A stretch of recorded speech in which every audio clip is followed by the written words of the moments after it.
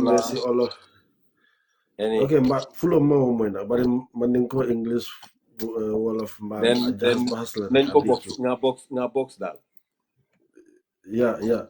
Okay, nuyu naa la bu baax a baax di la wax ne welcome di la wax tamit ne thank you very much because xam naa ne amuloo time waaye bu ma la ko waxee rek loo ma njëkk a wax su fekkee ne it's about Gambia I will come lii nga ma njëkk a wax te dafa nekk loo xam ne dama ko dugal fii duma ko génne I've never met you in person waaye nag sa wóor boobu noonu daf ma ñor because man Gambia rek moo ma ñor ku xam ne ñun suñ everything fii is about Gambia. So dina want to thank you very much for your time. Dina want to welcome a platform being dama create with some people. Why not man ma de nekk fii di bari wax rek waaye am na ñoo xam ne they are behind me. Saturdays dama dee invite Gambian artists yi ñu waxtaan. Sundays nag ñu what every Gambian boo xam ne you know you're doing something good or yaa ngi si loo xam ne is about Gambia. Mbaa nga war a wax si affaire Gambia. Then they invite Bobla de or one-on-one. Wednesdays nag buñ dee wax dañ dee waxtaan dama am ex-police officer Gambia la nekkoon you know ñu waxtaan about policing rights here law yeeg everything so noonu lañ ko dee defee nag waaye dina wax thank you very much di la nuyu bu baax a baax you know ma bàyyi la rek nga nuyoo ngëm rek balaa maa de dañ anyway Babu maa ngi la nuyu maa ngi nuyu sa audience yi maa ngi nuyu képp koo xam ne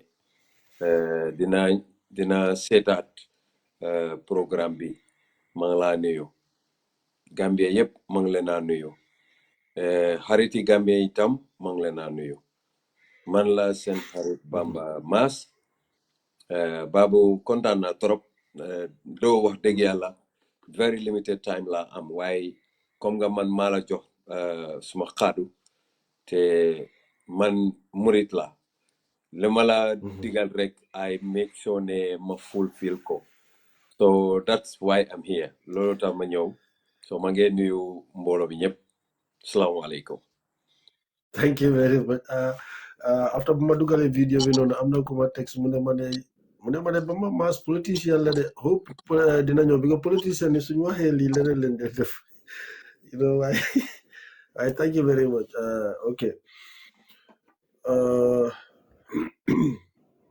yeah first of all Bamba laay nuyu naa la laay mbay jërëjëf laay mbay am first of all rek mbé ñi ni nga mi na rek who is Bamba Mass kon noo ko dee waxee Xaadimu Rasuul Babu li foog naa ne explain naa ko so many yoon yu bari man Jaara Barrow Kunda laa juddoo man Barrow Kunda primary school laa demoon ma jógee fa dem Armitage High School bi ma jógee Armitage High School suma first job under the Gambia government moo di teaching dama nekkoon teacher now for about 6 years ma bàyyi teaching field dem hotel training then ma commencé Gambia Horticultural Union fa laa liggéeyoon balaa ma dugga hotel work after ma liggéey ak Sambu's Hotel boori Palmarima waaw Sambu's Hotel fa laa nekkoon about a year or so then Senegambia Beach Hotel invite ma interview ma dem interview ma nekk fa storekeeper ma jógee fa nekk assistant beach manager ma jógee Senegambia ma dem fekk daal suma ene mooy I wanted to study law so si laa fay GTTI ma dem GTTI def suma diploma in law fekk am naa benn xarit koo xam ne mooma utoon school university so ma dem Bournemouth University bi ma jógee GTTI dama apply Bournemouth University ñu accept suma application So ma ñëw fii Angleterre study law Bournemouth University 2006 2005 September to 2009 bi ma defee suma bachelors ma jógee Dorset ma ñëw Midlands moo di boori Birmingham Coventry Nottingham yooyu Nottingham mooy Midlands East and West Midlands so Coventry laa nekkoon ma jógee Coventry ma ñëw Bournemouth ay Birmingham fii foog naa def naa fi about 11 years or more than that so this is Bamba Mass li tax ma dugga politics foofu laa bëgg a ñëw nii sax dama bëgg a laajte loolu why politics duggee politics that was si politics 1994 after the military coup 11 November moom loolu moo tax man ma dugga politics 11 November coup def ma hit trop te lii wax naa ko ma repeat ko man ko repeat fii gis nga ñi bari ñi gaañu 11 November ko dooree Lieutenant Basiru Barrow is my elder brother Lieutenant Bakary Mane Lieutenant Ibrahima Dot Fall ñoom ñaar were my seniors at Armitage High School Lieutenant Momodu Lamin Dabo was one class below me Armitage High School Bakary Kamara Kairaba Kamara suma magla si ronam la magon si moom yar daal just to cut it short Lieutenant Jibril Sey Jibril Sey mooma daan yóbbu carton time boobu suma jabar mu ngi woon carton postings suma fa buggee dem rek Jibril Sey mooma dee jël from my house in Sanjaba Sule Job mu yóbbu ma carton fekka moom tam it was I think mu ngi posting carton waaye mu ngi base combo ñi dee ak Lieutenant Kedek Silla almost man pour gàttal wax bi daal for me 11 November 90% of everyone who died was close to me it was the saddest day of my life bés boobu foog naa mun naa wax ne bés boobu moo gën a sad than the day I lost my own father because suma papa mag la xam na te am na ñeneen ñoo xam ne gaañu nañ ci 11 November they were all youth suma maas lañ I was so sad because man bima déggee ne 3 of them lost their life including their leader Lieutenant Basiru Barrow I had Sana Sabali over Radio Gambia bima déggee turi Basiru rek dama daw ci kër Basiru in Bakote I found people there ñu bari ñu doon foofu di joy fekka man I don't know ñan ñoo dead who are the rest who died all that I know is Basiru koo xam ne benn kër lañ juddoo moom the same compound moo gaañu ci kër Basiru laa dégga ne Bakary Mane rey nañ ko Dot Fall rey nañ ko ma ne hey ma dégga Jibril Sey I was like dafa mel ni suñ ma tampon su moto tampon ma ci boppa bi because all the names ñu ñoo tudda rek they are all known to me personally I have sat with them I have talked with them I have Dot Fall ak Bakary Mane were so close to me am nga Bakary Mane moom ñoominkala man jaarankala so dañ am yëfi kal depuis time school Armitage High School so time boobu man junior boy la suñ ma police because Armitage is like a military camp.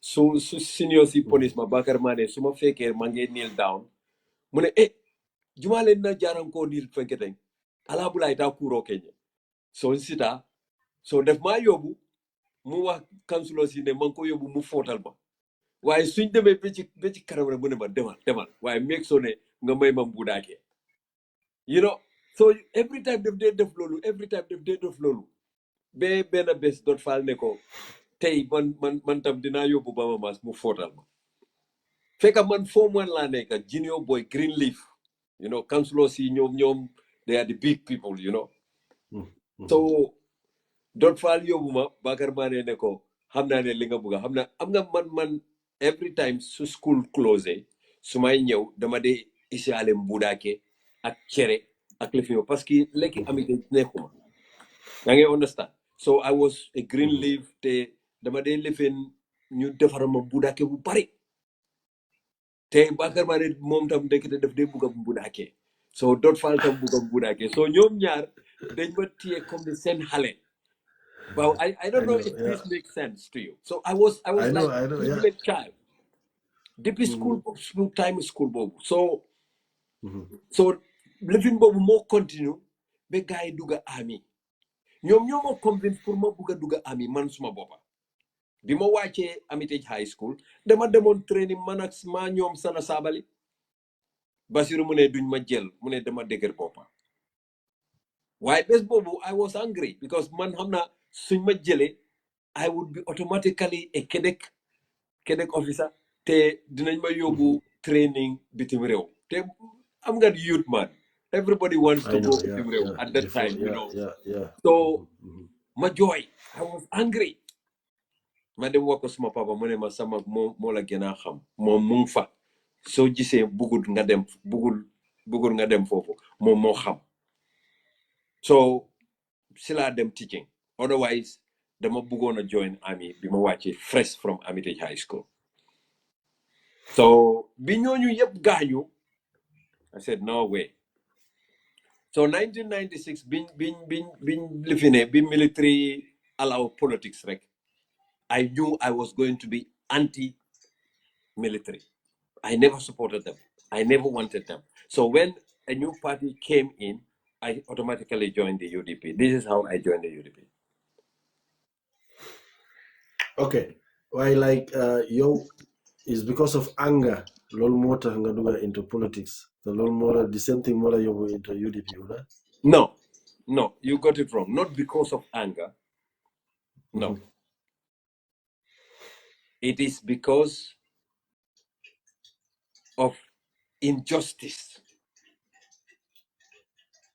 Okay. Because so you say man buguma support the military even when they turn civilian.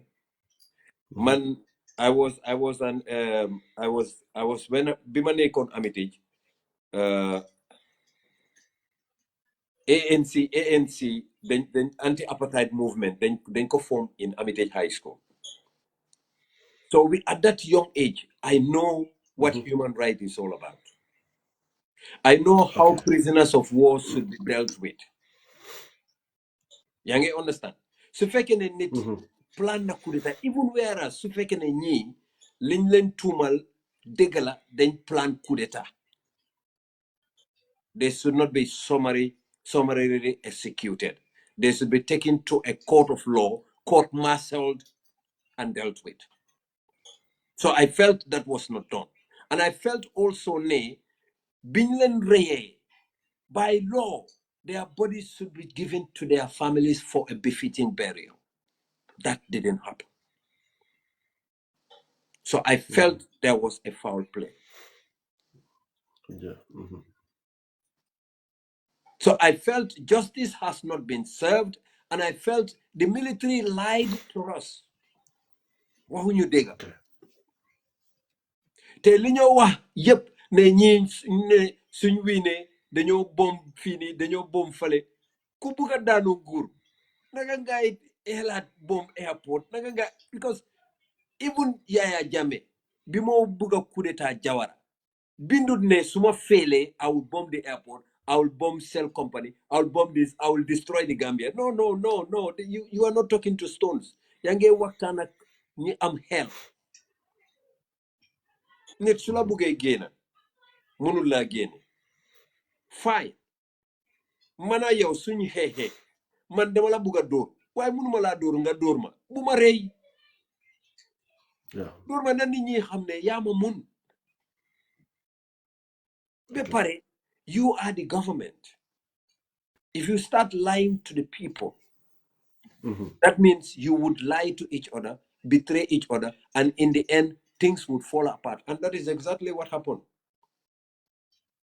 They were not genuine. That's why Edward Singate and Yaya joined to betray Sabali and Sadigo. Eventually, Yaya betrayed Edward. Yaya betrayed Yankuma. And he stood alone. Because you started betraying each other from the onset. And you've been lying to the people about it. Yow foog nga ne Sana Sabally ak fetel dina duga ci office Yaya Jammeh mu sut Yaya fetel bi dugg façon yi waxi kalaw yooyu. Who would believe that? You know, Gambian people want to mystify themselves. Billahi, so tiye tere, so take tere. AK-47 smaller suited, so dew. I would kill myself. I have the belief. So Nekudne, I was angry. I just felt that these people are not genuine. These people are not. They did not come to be soldiers with a difference. They came to kill. And I told Nimaham, these people, they would kill more and more. And every year more Gambians would die. Very true. Okay. Manam yow injustice bo xamne comme def nañ ko lool mo la neexut rek, you know. Exactly. Nikon Sana Sabally, suma classmate la from 1 to form 5 ñun than under. We were best of friends. I could have joined him. I could have become his boy, like people call it. Why man buguma neka boy Ken? I'm just mange kapre. Why but I could have been his boy, tie living suitcase am because follow around. Yeah. You know, like other people do it, but come let me explain, right? Just let people understand me. You know, as somebody who so much believes in human rights. Even Yaya Jammeh, right now, they are not giving him his human right. I mean, I don't bear grudges. Yaya Jammeh is a former head of state. What he's done for Jawara could be done for him too. But why, if you we'll come to only Bamba, Yaya Jammeh. We'll come to Jammeh's, side. Yeah. Okay, then but first of all, jump Gondi. Okay, all right, okay. Yeah, it's okay. But like, come Damobuga, like we treat this other side before joining UDP, because I think it was 2 years later. Yeah. 2 years before I joined UDP, Buya Jameje, Bugai Jele, AFPRC, Bunjele Dikabi. So, Bugai Jewere, because many Gambians, majority of the Gambians for not support Nigeria Jame with the crew. When they came in first, you know, when the yo musna support guys, the Bamba musna support guy. Support len sune support no. Musmalen support what, but I wanted to give them a chance. Okay. Fofula Because feel nane Jawara has served his purpose. Very true. Yeah. Okay, because nobody that's the reason why you support on these people, because on Noko here, I think then you how enough for ñeneen why Bamba UDP naka lañ ko created, because I think that mun nga ñoo what so much about UDP naka la created. That's a very good question. UDP was a combination of PPP, NCP, GPP. I think these three main parties came together. Honorable Hassan Musa Kamara, Nyom Dembo Bojang, Nyom Honorable Sirif Mustafa Diba, OJ Jalo, Feka Oje was the interim leader of the PPP at the time. Nyom Alajia Sise, Landin Jallo Sonko, ak yoyu. Nyom ak Nyom Bemba Tambidu, on the other hand, Nyom Nyo talk Alaji Boro Suso. You talk Helat. Now that Nguri Jawara Defadan, let's come together and form a political party. Then I'm on meeting Bakau. Feka, I was very young. I was in my late 20s. Boko na ñi génné ay togg yi pour magi bori bit bobu. From that idea la UDP commencé da. Why feka Okay. commencé nguñ sax pour xelat kan moko jité. No. Why the name UDP naka la ñëwé before a party leader, the name. The name United Democratic Party fogna I was not there being magi don génné tour bi waye lima dégga fogna member tambido mo wax pour ñu def ko United Democratic because party yeneen party ñoo unite together to form that party. Okay. So United Democratic Party even suñ handshake bi foog naa li ma ko dégga Mbemba Tambido moo ko lifin daal. Okay.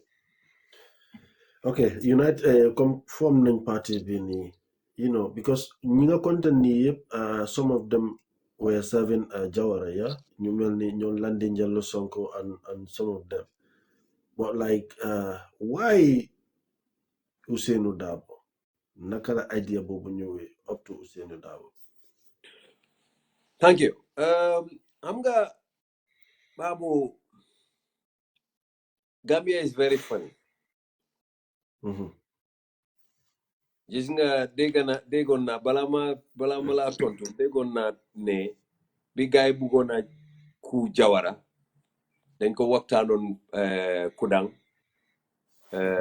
ñi waxtaan kan moo ko njiit ñu select ay njiit yi waaye after ñoom dañ back out.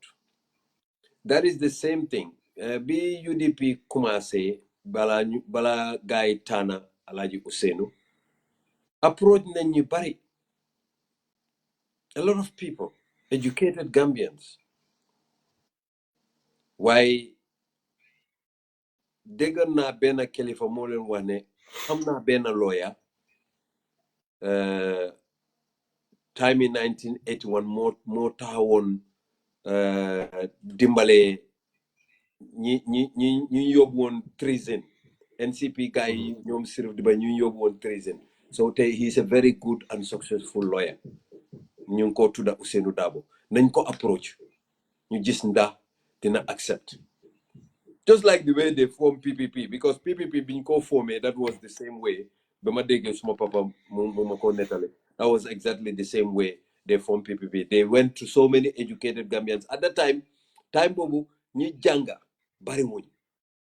Dañ demoon ci Dr. Marena moo leen ne man awma benn interest ci politics waaye suma benn xarit biñ nekkoon Angleterre di janga moom David Jawara moom he's onto politics. So leen ko approché xëj na moom mu nangu so si lañ dem ci Jawara ñu waxtaana moom ba convince ko ba Jawara nangu pour taxaw ñu form Protectorate People's Party after ñu change tour bi from Protectorate because bëgguñ waa Kombo yi waa Banjul gis ne this is for the kaw yi so si lañ change tour bi from Protectorate People's Party to People's Progressive Party. So the same thing with UDP being approached Alhaji Ousainou dama dégg woon ne mu ne leen mën naa dem ma waxtaan ak suma njabooti then I will get back to you just like Jawara did. So after sila Alhaji Ousainou déggoon naa waxtaan na doomam yi ak jabaram yi ak famille am yi ñu ne ko suñ la nit ñi approché ñu ne yow lañ óolu pour nga jiit leen don't turn your back on them. So sila Alhaji Ousainou nangu mu nekk Secretary General of the United Democratic Party. Then you Colonel Sam Silla as the national president. Hamanda late Colonel Sam Silla. Yeah, Colonel Sam Silla, very, very strong and very strong man. I think late Asan Musa Kamara Asan more nekon the pioneer, the president, the party president, national president or something, or the chairman at the time. So Bipa Asan retire because Asan Musa we are good la retire. Sila Uncle Sam Sila Jel Muneka the party national president. So Alaji Usenu Neka Secretary General with them 1996 elections, you lose. Then 2000 and 2001, yeah, I think 96, 2001, and 2006, and 2006, then 2011, 2011, and 2015, 2016, yeah. 16. Yeah. Then you for direct 2016 Bowani. Okay. We all know that time Usainu Dabo Nyunkoti on, you know. Yeah. 2016 before the election, you know, because that time Gambian Ilundo was like anybody who have the coalition we isn't incorrect, we will. Yeah. By Bamba Mas Adam Barrow, Nakala Nyowe Sisin. Be more question Bohamne I want to ask you first. Babu, this is a very difficult question, but very easy. I'm ga UDP. Dañ mëna farale trop. Farale wala mu fasaro ti ko di? Fasaro, ha?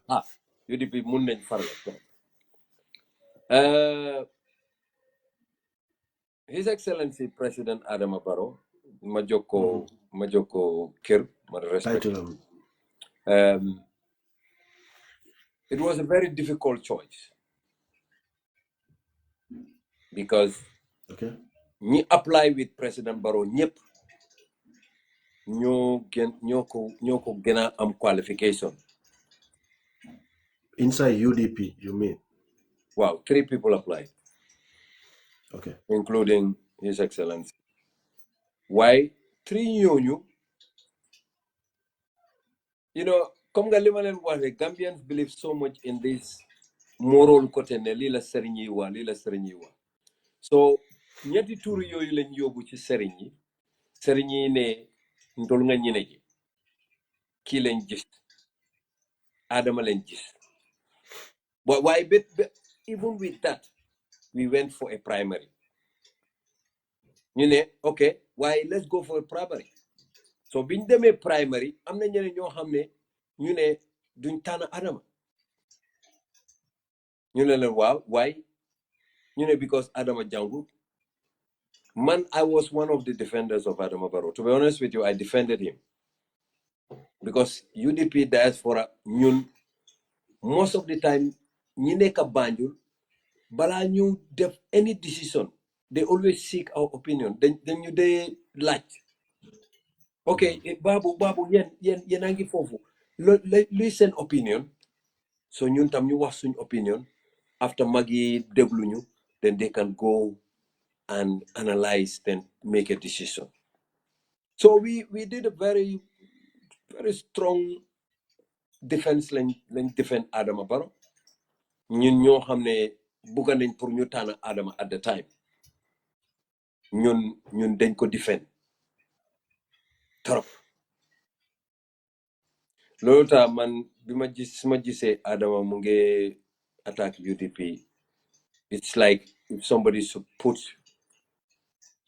his hands into your heart and is pulling it out. You wanted to ask some, you were asking Monica about affaire Adama Barrow manera ne Adama Barrow naka la ñëwee nga ne comme 3 people yi nga xam ne demoon nañ si fi sëriñ yi yu ne Adama Barrow la waaye still now yow sa maas yi you people were there for him support ngeen ko torop foofu nga tollu woon you know yeah xam nga time boobu dañ dee am meeting guddi bu nekk UDP diaspora dañ dee am meeting ñu nekk America ñu nekk UK time boobu bari wuñ so dañ dee am meeting wecce xalaat yi you know so ñun ñi bugga Adama Barrow bariwuñ am na ñeneen ñoo xam ne bugga nañ keneen am na ñeneen ñoo xam ne bugga nañ keneen so every candidate has am nañ seen groupe yaa ngi understand so ñu dem ba primary ñëw primary bi moom Bujaaju ak Mr Dabo ñoom ñetta ñoo taxawoon so Adama came with the highest ñi ko taana moo ëppa ñi taana ñeneen yi waaye fekka Bujaaju am na ñeneen ñoo xam ne support nañ ko am na ñeneen ñu support Abdou Dabo tamit waaye biñ taane Adama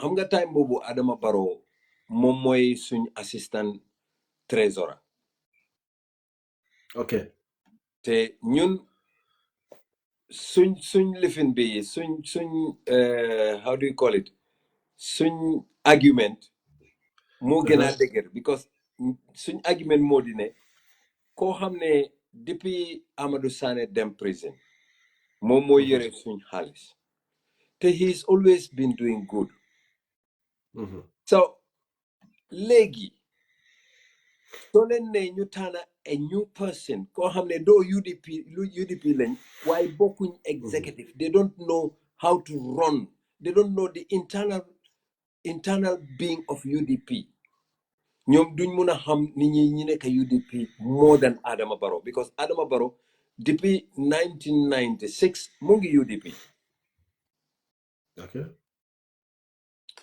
ok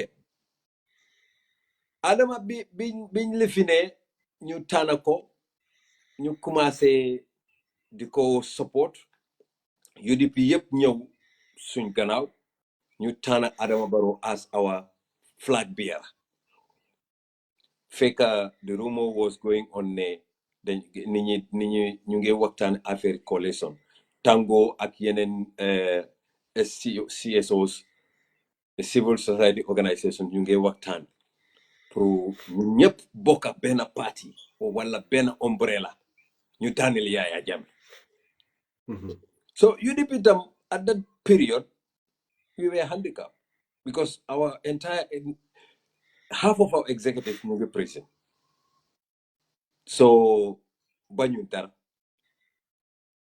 so ñun tam ñu commencé di waxtaan ak parti yi ñu open our doors first time ñun liñ bëggoon mooy party led coalition loolu lañ bëggoon pour coalition ñi ñëpp ñëw gannaaw UDP ñu pousse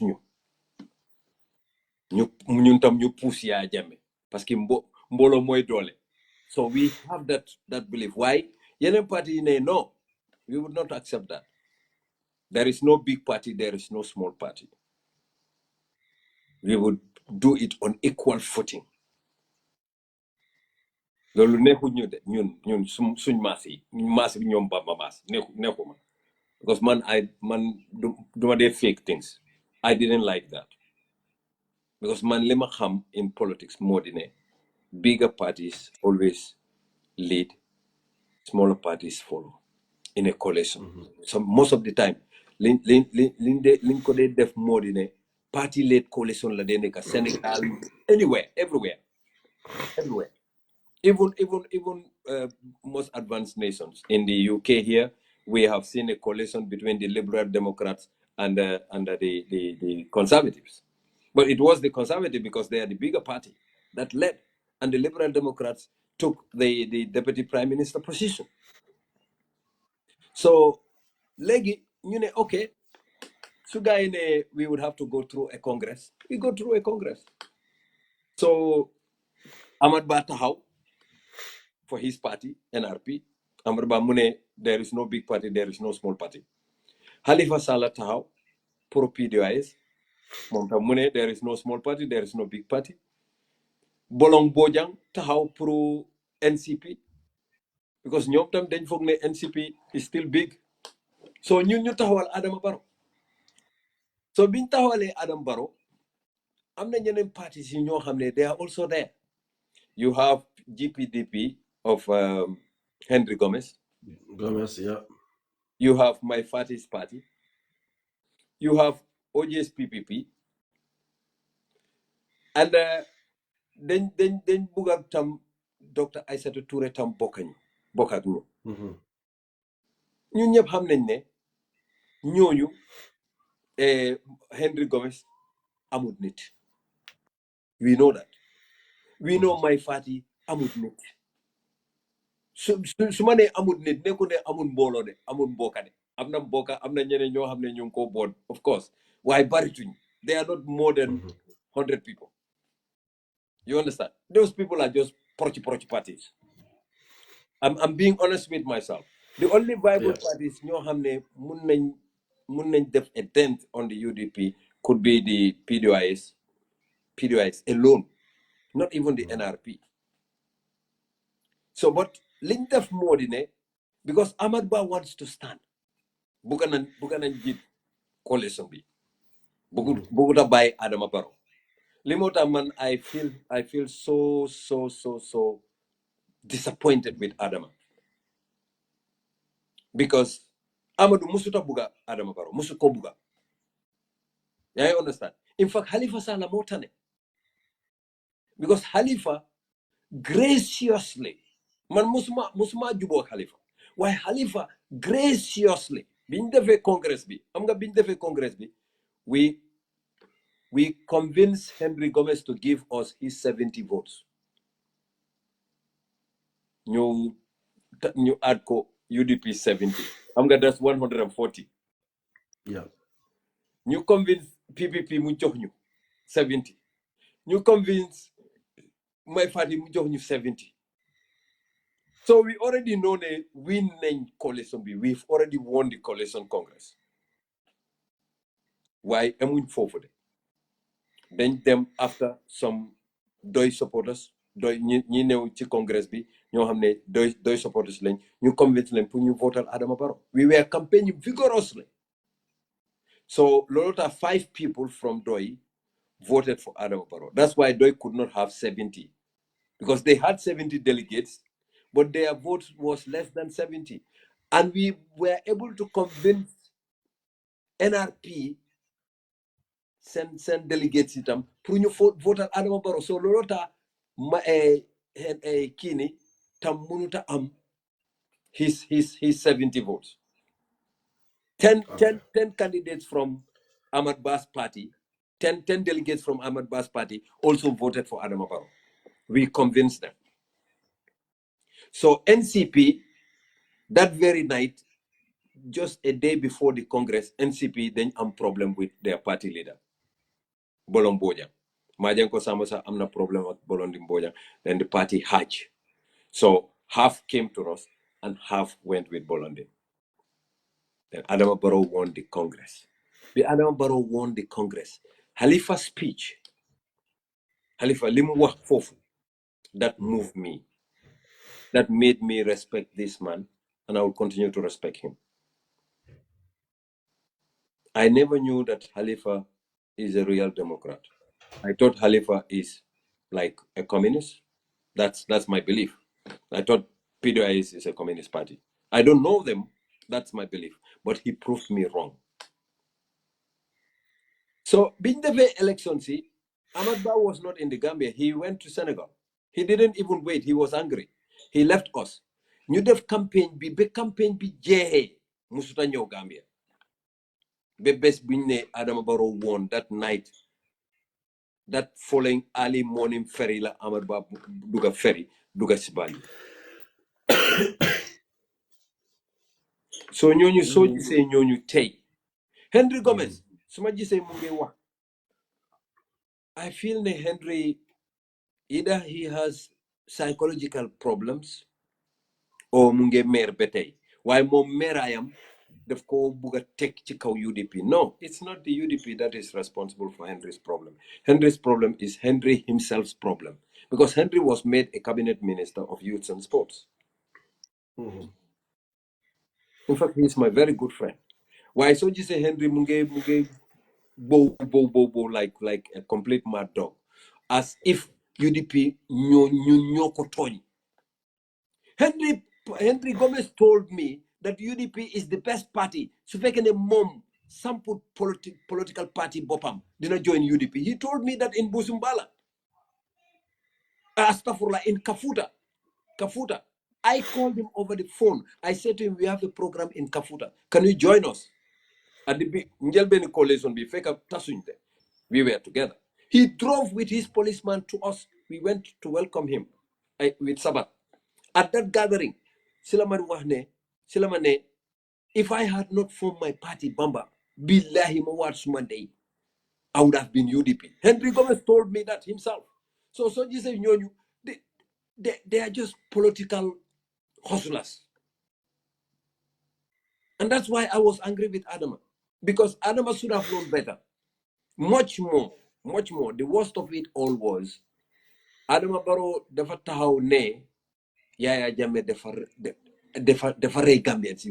He killed us economically. So I don't understand luta Adama moom ci boppam dafa turn 360 degrees mu dellu to APRC pour mu form alliance with them. I don't know. Bamba. Okay, Fee, let's go back a bit. Because Gambian ilundewa, lolalawa. Gambian the problem we face right now, UDP nyonyoko cause because of they're the one who choose Adam Barrow for us. So ban wanga ban lo muna tonto silly. Sunne from 2016 to 2021. Yes. No, madam. What you say you like niaje moja makafo. Because Adamaning Halifa Sala Lotar. Be Halifa Sala Lone who Halifa is. It is for Africa. But Niaje Adama Winter is because of UDP was the biggest party. No, Babu, you've answered your own question. The question you've answered it because lima suman jelben waxon na la ne ñun UDP mun nañ farle. We fight for our own. The yefi politique la won. Adama was UDP. You don't expect us pour ñu sani sun candidate even su fekkee ne Ghana la Gumbola or whatever to choose another candidate. Even if the candidate is better than our candidate, we would still want our candidate to win. This is politics, these elections. We expected Adama pour mu nekk ngor and serve UDP's agenda. But he didn't. And that was what he promised. So he promised and failed. What was UDP's agenda? UDP's agenda is we are a liberal democracy. Ñun buguñ a larger government. UDP does not want this big minister of petroleum, minister of this. Where is petroleum? There is no petrol in the Gambia. Why would you create a minister of petroleum? You are paying them thousands and billions of dollars is Yanko budget. What are they doing? You have minister of fisheries. You have minister of tourism and culture. But you could have education could come under one ministry. But you have higher education, lower education. What are they doing? Billions is going there. Why can't you have education under one umbrella? Like you have the Minister of Health under one umbrella. So, Babu, that is excessive spending. This is why our economy is stretched, is overstretched. Gambia is billions and billions and billions in debt. You don't see the Dalasi now. You don't see how the Dalasi is overfloating. Dalasi is no longer useful. What happened to Guinea-Bissau is coming to Gambia. The chicken is coming home to roost. Our economists, they should have known better that a larger government for a country that is not even a third world country. Gambia is not even a third world country. Gambia is a struggling economy. Crippling, for that matter. Ñun suñ Minister of Agriculture mënut a jënd suñ gerte. Agriculture is the backbone of the nation. So why do you need a big government? Why are you expanding? Expanding what? What are they bringing on the table? Every ministry should be able to have an input. Look at our GDP today, Babu. Look at Gambia's GDP. So gross domestic product that we have and our income earning does not even match.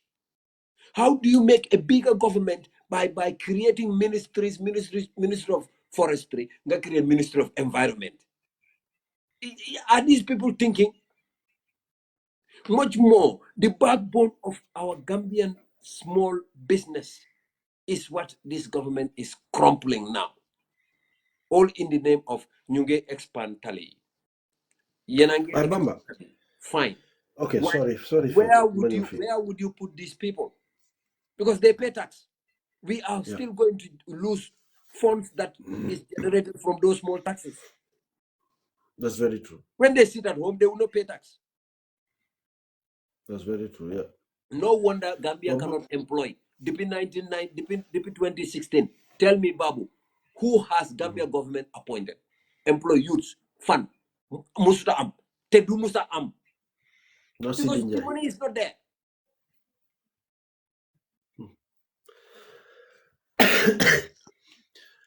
Okay, beneen question bu ma la bëgg a laajte is it because ñun ñëpp fooguloo tamit ne if every Gambian or every party ñun ñëpp a ñëwoon together ñu ne Adama ne okay you have to respect these 3 years UDP supportuñ ko foofu woon fooguloo woon ne this mess bi yëpp duñ fa eggoon. Babu li nga laajte am na solo trop. Gis nga okay. The coalition man sisuma gis was done in a haste. Yes, UDP we were in a haste because we wanted our leaders to release, and PDOS also didn't come prepared. The other parties, I don't even know what their programs were, to be honest with you. Almost send programs. Why PDOS munna ko yakar tuti, they do not have a program that they put on the table. All that they wanted was let's transition. But transition has to be on a path. It has to be on a pattern. The most of the pattern lin jublu on moy reconciliation, reparation, and all that. That is a policy of its own. But put that aside. What is Gambia? What is the way forward for the Gambian youth? Because Gambian youth, we are losing our labor force. Gambian youths are living in their thousands. They're all expatriating. They're all going out. We are exporting youth. We are exporting our labor force. So instead of Gambia create something that will keep the youths in the country, like a training program or possibly youth empowerment program, we would pump in billions to be able to either educate them in technology, science, or whatever. At least let us also be doing something. Like places like Soma or places like Janjambure, they could have created a kind of a training program for all the youths of the Gambia. Then government would pay them stipend. Let them study something. That would be a long-term plan. Bohamne, Suyile, Babu, instead of we sending money to the Gambia, those youths would be telling us, bro, don't worry. Man, man, suma salary, I don't even need it. I can put it aside. This is what I am going to do. I am computer literate. I can do this. I can create programs. We would have a lot of web designers. We would have a lot of these technologies. This is what China did. China is now coming to control the world economically. China invested in the youths. China invested. Look at TikTok today. It's the fastest growing economy today. Yeah. Every politician must come to TikTok. You know why? Because China does not censor it.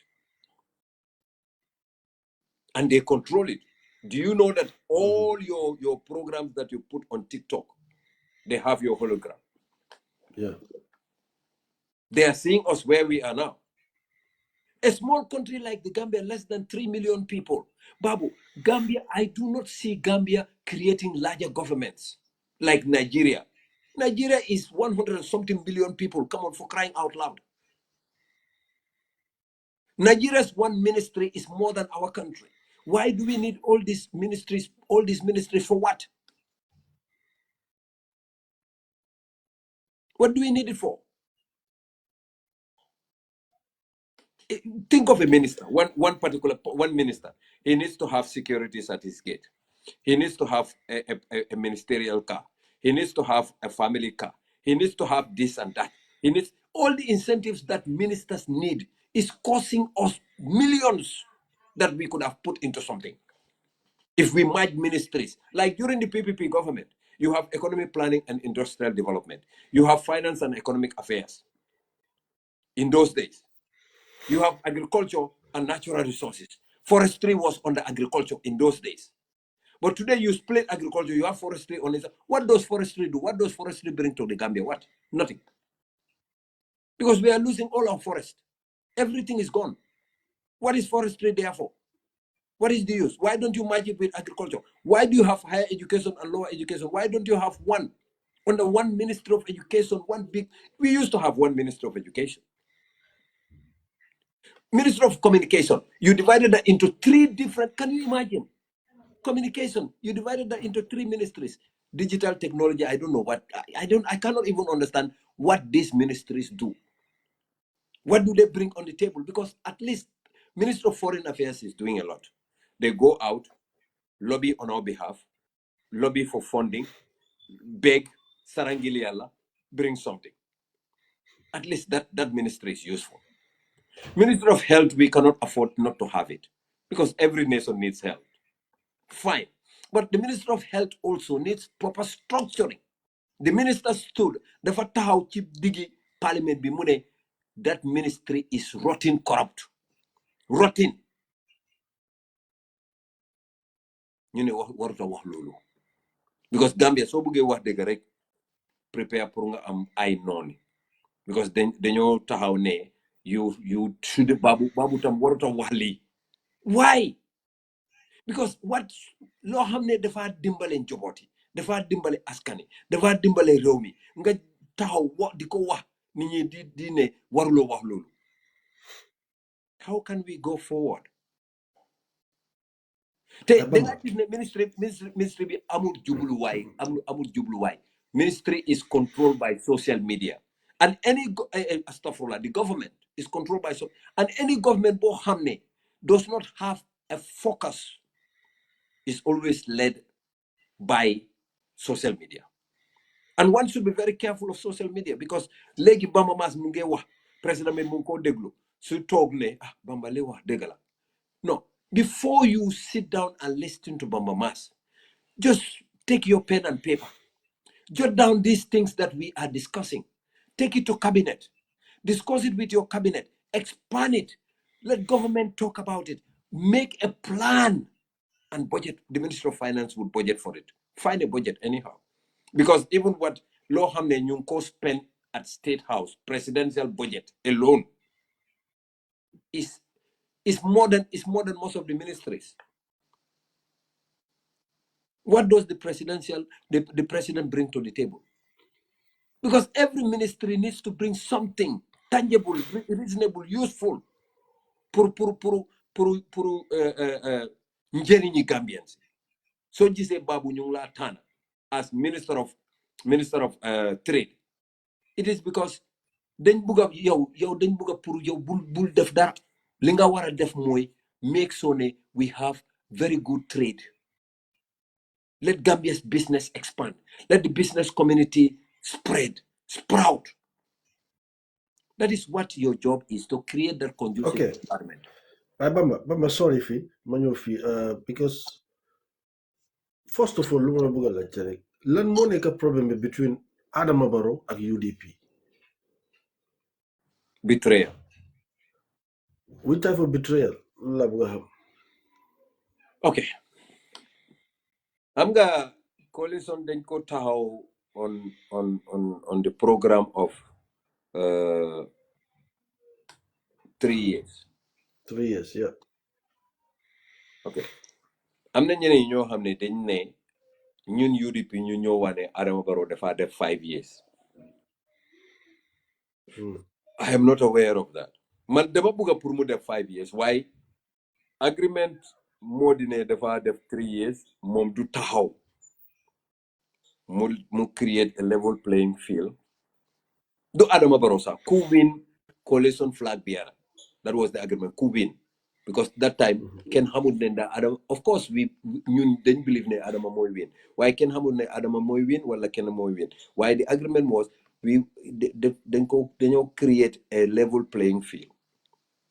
Adama moom du taxaw dafa nekk referee pour ñu def free and fair elections ku win rek kooku commencé di 5-year constitutional mandate. So biñ demee ba ci kanam ñu gisee ay pax holes, because first njëlbeen bi mooy Adama mu ngi Yaram Bamba presidential living bi no du Yaram Bamba de Brufut Heights.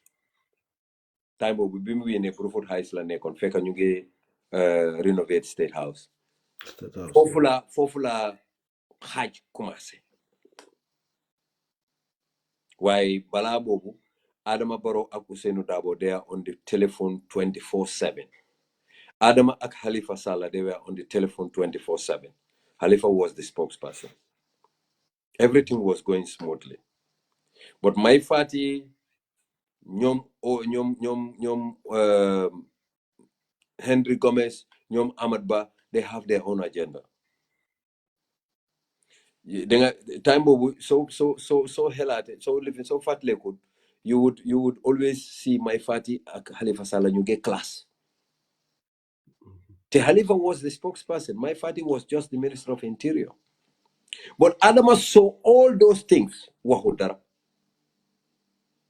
I was really disappointed because Halifa is the spokesperson of the government at the time, the coalition at the time. Mom, he is the one that speaks on our behalf. So wahedara. So if I can even do lulu, man, susma this, they should have discussed it at cabinet. Why bima say my party di wani Halifa di wani man sila suspect ne the crack is about to happen. But that time UDP didn't see Adama going. So far le time bobu nga dega ne Adama is our Barrow is our Barrow. Barrow is our Moses. Yes. Wow. Time bobu lolu nga dega. You know, me, I'm a realist. I was very close to Adama. Adama's my brother, and he's still my brother. I understand. But the problem be the greatest problem be more than ñi dem ci Adama, kabudu ñi dem ci Adama, ñoom Alkali Conte, ñoom Henry Gomez, ñoom Lifini, ñu ne ko da nga génne out of UDP. They are the problem. The man, I know everything. The man, suma waxe ken duma wéde, because I was aware. I knew ne if they convince Adama, suñ ko mëne convince, because that time Adama was like he was here and there. He was neither knee nor knee. Just to cut a long story, so he was neither knee nor knee. Adama was like he was in between, because so they get time bunyo from Barrow Youth Movement. Adama didn't like the idea. Okay. Didn't like the idea. Adama Mune, he doesn't want any movement to be named after him. Bugul ko won. waaye li gën a convince Adama pour mu bugga lifin boobu moo di ñoom Alaaji Dembo yi ñoom Alkali Konte ñoom ñoo dem ne ko in fact biñ laa taana dégg nga ko Adama mu ngi ko wax de mu ne Alaaji Dembo ñoom ñoo ko wax ne biñ laa taana waxu Touré Alaaji Dembo waaye ñun xam nañ ak ñoom Alaaji Dembo ñoo ko wax biñ laa taana Ousseynou Dabo fekk mu ngi président bugut la woon Ousseynou Dabo mu ne ñu taana docteur Aïssatou Touré loolu that is not true. Adama si boppam moom moo wax loolu mu ne dañ ko wan ne Ousseynou Dabo buñ demee si moom si président bi daf ne bu leen taana Adama Barrow te wax na ko famille bi yëpp. Ousseynou Dabo's family am nga wax boobu man I can speak for Ousseynou here without even blinch. Even Adama Barrow moom ci boppam xam nga lamiñ moo de laxa waaye hell knows the truth te ñun ñëpp ku nekk ak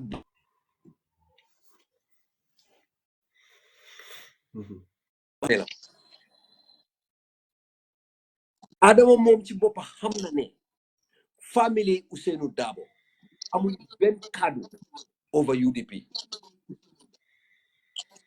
I'm not call again.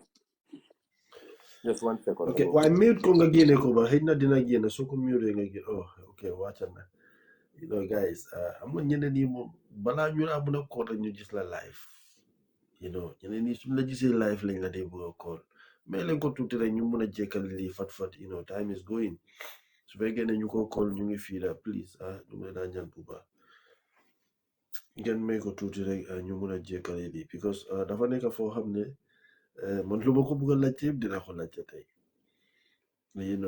so noonu la fa demee rek waaye lu ma dee waat please dem leen si suma YouTube channel bi Babou Kuyaate ngeen subscribe foofu noonu pour ñun ñu mun a def loo xam ne dinañ create more jobs yi nga xam ne Gambia la moo nekk te ñun tamit daf ñoo help tamit luñ bëgg a def ñu mun koo def bu baax a baax so dem leen si YouTube bi ngeen subscribe foofu noonu Babou Kuyaate ngeen topp follow ma fii tamit si TikTok bi nii comme noo ko dee wax every Sunday dañ dee am one ñu invite benn Gambian boo xam ne Gambian nga nekk di def lu baax ñu waxtaanaa yow Saturdays yu bari artistes yi lañ dee invite ñu waxtaanaa ñoom Wednesday nag am nañ suñ benn ex police officer bi nga xam ne mu ngi fii ñu waxtaanaa moom affaire police ak sécurité okay Bamba Babu da nga balal de Sundays is always a very bad day for me. Why? Okay. Fan la tolu. Okay. Léegi fu ma la bëgg a moo di ne Adama I personally dama feel very disappointed with Adama Barrow being convinced ne Ousseynou Dabo moom bëggut la woon bëggut ñu tànn la woon dafa bëggoon ñu tànn Dr. Aïssatou Touré gis nga I was there maa ngi si meeting bi wax boobu ñëwoon ci suñ meeting te gis nga loolu tax man dama ne naafeqa yi ñoo bari Gambia waaye julliti bari ñu fa bés booba I was supporting Adama 1000%. am nga percent 100 la dee am waaye man I was supporting Adama 1000%. bi wax boobu ñëwee Aïssatou Touré suma yaay la Aïssatou Touré man bi ma ko xamee I was very very very small in Bundo gis nga Dr. Touré jëkkëram was a very very close friend of my uncle. I call her suma yaay depuis time bu ma dem primary school la wax ni so Aïssatou laa gën a xam Adama waaye man I was UDP Aïssatou nekkut UDP Aïssatou Touré independent la so ñun ñu ne wi duñ sànni suñ candidate for an independent candidate. In fact, that is not even from Ousseynou dafa ne moom lim dégga moo di ne gaay coalition yi ñoom Halifa yi dañ ne we should choose a neutral person. yaa ngi maa dégga mu ne su fekkee ne dañ push UDP to that level he will suggest that we come up with Aissatou in case if Adama fails. Why dañ dem suppale ku wax boobu ñu ne ko Ousseynou Sa bugut la dafa bëggoon pour ñu tànn Aissatou Touré. I don't think it doesn't even make sense. So is it that ñoo xam ne ñoom ñoo nekk si diggante bi between Ousseynou bi nga xam ne mu ngi prison bi foofu ak Adama Barrow mi nga xam ne moom moo taxaw ñu nekkoon seen diggante ndax ñoom ñoo nekkoon di mix everything because comme noo ko waxee nii dafa mel ni wax bi dañ ko change yow noo ko waxee nii. wax bi dañ ko change ñu nekk suñ diggante am nga ñun diaspora Alkali Konde mooy suñ Gambia Dembo Bojang mooy seen jiit. yaa ngi understand you see the two Alkali Konde Dembo Bojang ñoom ñoo change Adama Barrow. waaye Bamba sorry ma ñëw fii yéen bi nga xam ne woon everything was good between UDP ak Adama Barrow because okay wax nga fi 3 years gis na benn video I don't know whether dañ ko create or whatever waaye daabo bu mu fa doon wax noonu ku wax ne Adama Barrow dafa def 3 years I will personally take you to court. Understand nga? I don't know whether they go created it, how much they go create or whatever. Why? No, that's true. Then create. Okay. Yankuba Dabo tamin tahaw na mu support Adama Barrow with this 3 years thing. You know, mom he against it. Buguta definitely 3 years do am. Why ñu gis ne UDP buñ amé Adama Barrow problem ñom ñoo gëna nekk di campaign li.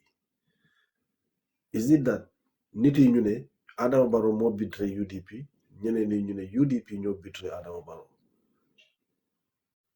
because ñun lu gaay di wax lañoo wax lañoo laajte we want to know the truth here so moo tax ma laajte la lii si sa xalaat o si li nga xam who betray who. No, xam nga betrayal du mën a nekk ñaari boor man ma betray la yow nga betray ma it cannot be like that Babu loolu xel sa mënu koo téye man naka laa la betray yow nga in turn betray me it cannot be. I will be the first to betray you then nga fay ko yaa ngi understand su fekkee ne UDP moo betray Adama kon Adama mu ngi fay ko waaye su fekkee ne Adama moo betray UDP kon UDP mu ngi fay ko. It has to be one way, it cannot be both ways. So képp koo xam ne yaa ngi koo dégg mu ngi wax ne UDP moo betray Adama man maa ko wax ne mu ngi fen man Bamba Bah. It's lying because Adama Barrow has always said moom UDP la. Yeah, Adama Barrow he has always said moom UDP la. Babu, let me bring you this. I will show you this thing.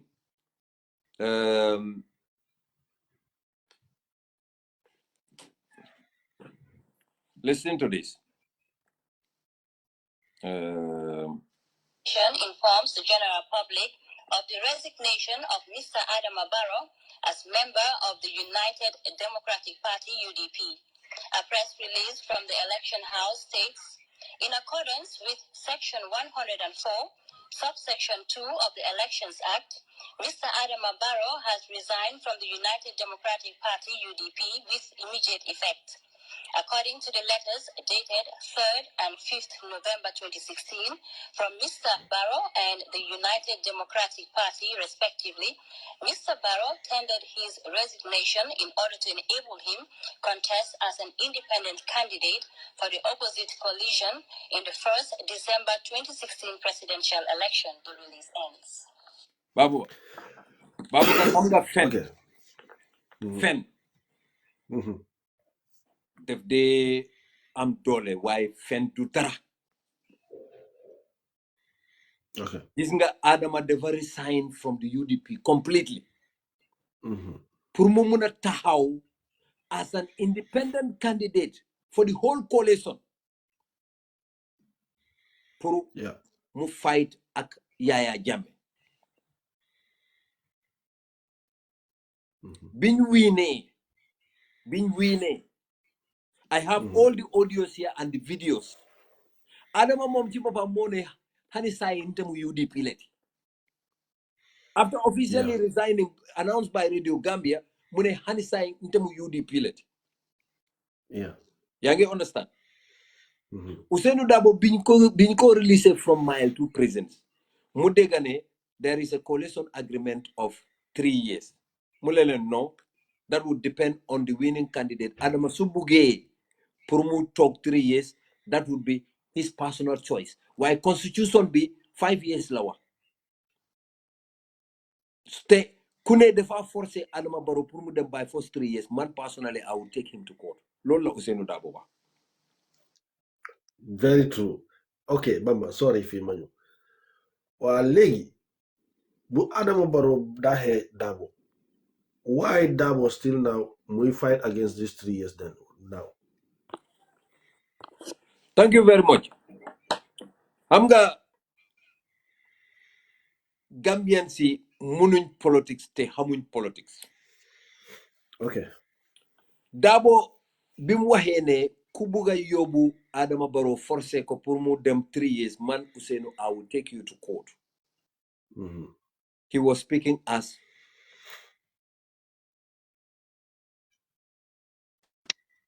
He was speaking as what? He said mom dina la yobu court. Wow.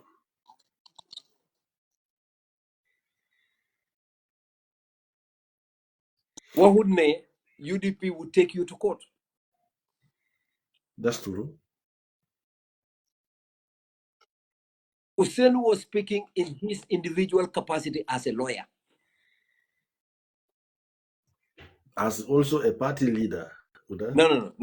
That's where people mistake. I'm Ousainou. There is Adama Barrow, the president, and Adama Barrow, the NPP party leader. Do they? Yeah. Look, I'm not Libade was Gambian see how much politics. So you say Adama with them with the people stop. Even time people could they them. Then could they jawale at politics. They don't put up politics. That is the constitutional mandate. Go have every president who stole system Togo Bobo. Loi moko may yon bobu pour at bu nek dafa wara dem gisee ak pharmacie xam sen problème waxtaan ak ñoom. That is the constitution mandate. Why loolu su xewé rek ngay gis NPP ñu ngi dem def Adama léegi dafa tool loolu into a political rally. Okay. Because they are not advising him accordingly that this what he is doing is a political mandate. It's a presidential mandate, constitutional. Okay, Bamba, sorry. In 2016, after the election, 2016, after the election, then 2016, then I'm been an election or no? Can you repeat that? After 2016 election, be Bundo wara def election of either National Assembly la or Nyan. Dabo went with Adamo Barrow. Is it true? Well, been the presidential election, then we're on them parliamentary elections. Yeah, so mid the people stop bobu nono. Niti ange wahne Adama daf ko def like a campaign for UDP because even some politicians were against it because coalition bini because they gonna Halifa Sallah gina na muwa mune nyom nuñ plan on lolu would have been like they would come together also as the same pour ñu mëna am pour Adama Barrow mëna am doole ci parlement bi wa UDP ñoko yaha bobu dégana man dégal lolu So everybody harama. So yang don't like affaire coalition bi Halifa Sallah ñom dañ fogg ne bi presidential election bi passé parliamentary election dañ ko warona def like together like liñ def with the presidential. Okay. That was not part of the coalition agreement. Dol musuta neka ci coalition agreement bi. Musuta neka. I want to challenge anybody to come and correct me why coalition agreement be lima gist was only for the presidential.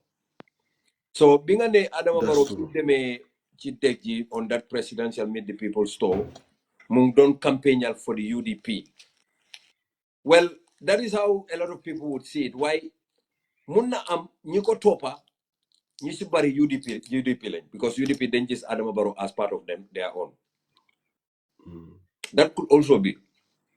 But Ahmad Ba was there, my Fati was there, Henry Gomez was there, Khalifa was there. These people were all part of the coalition.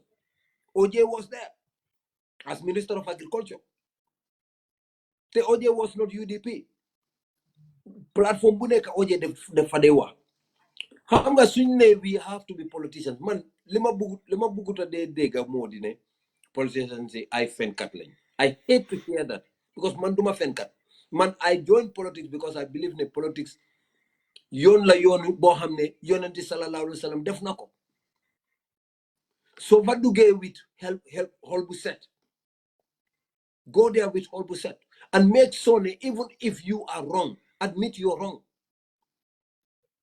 Jinga all this wahi kalawi inga dega is all wahi ganaw marse. Because obviously, so fekene ñun ñep taxaw nañ pour yefi dega. I have so much respect for Honorable Ali Fasal. So much. Why man, what I felt disappointed with Halifa and Sidia was when they refused to take a ministerial position. Bilen Barrow of a position in minister, new lifin ko, new tone ko down.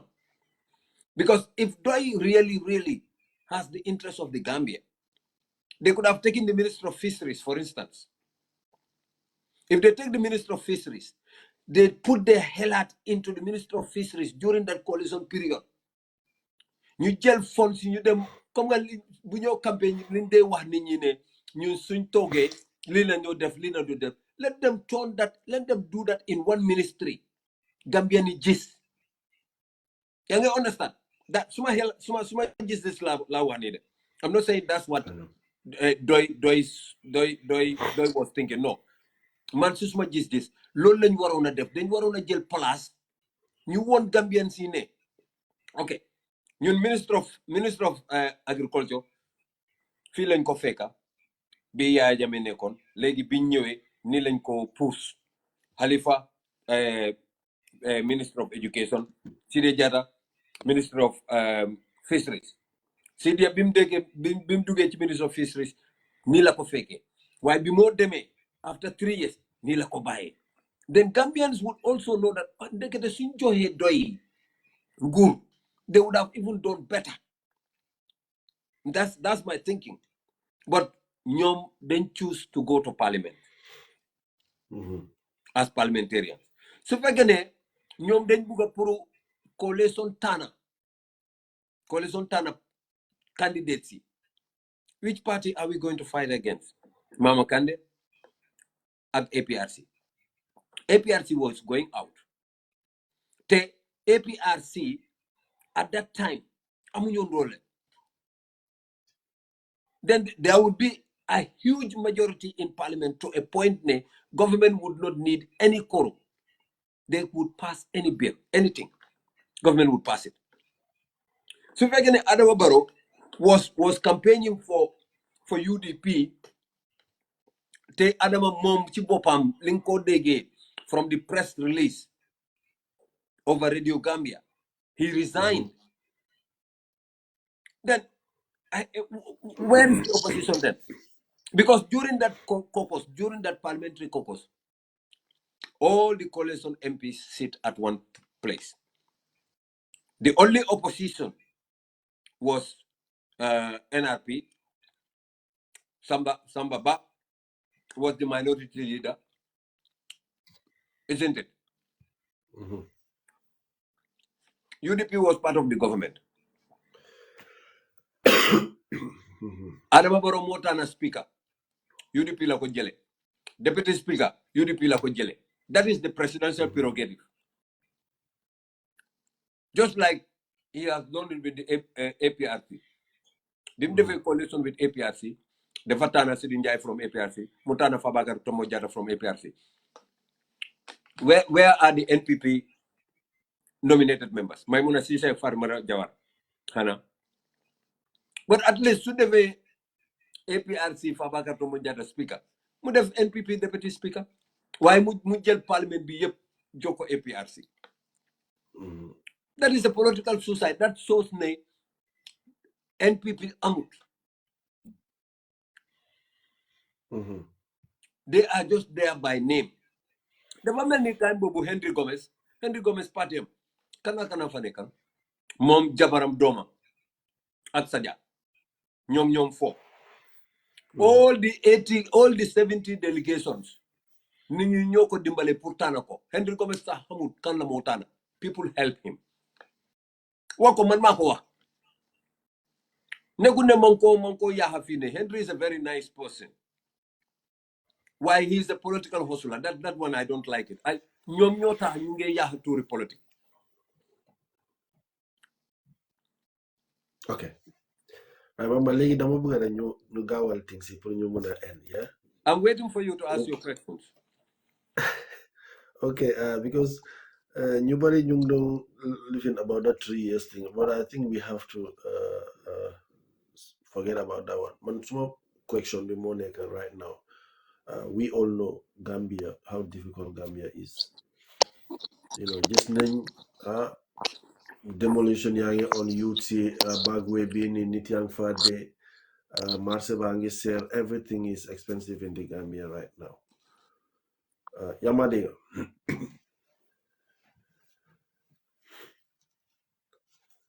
Okay, guys, may leen ko tuuti rek léegi te ñu pare xam please. Gars yi moom tamit ñoom bugguñoo bàyyi de. xam naa foog ma laajte ba ma 2-3 questions rek ñu wrap up, you know, because calls yi ñu ngi interrupt bu baax a baax a baax.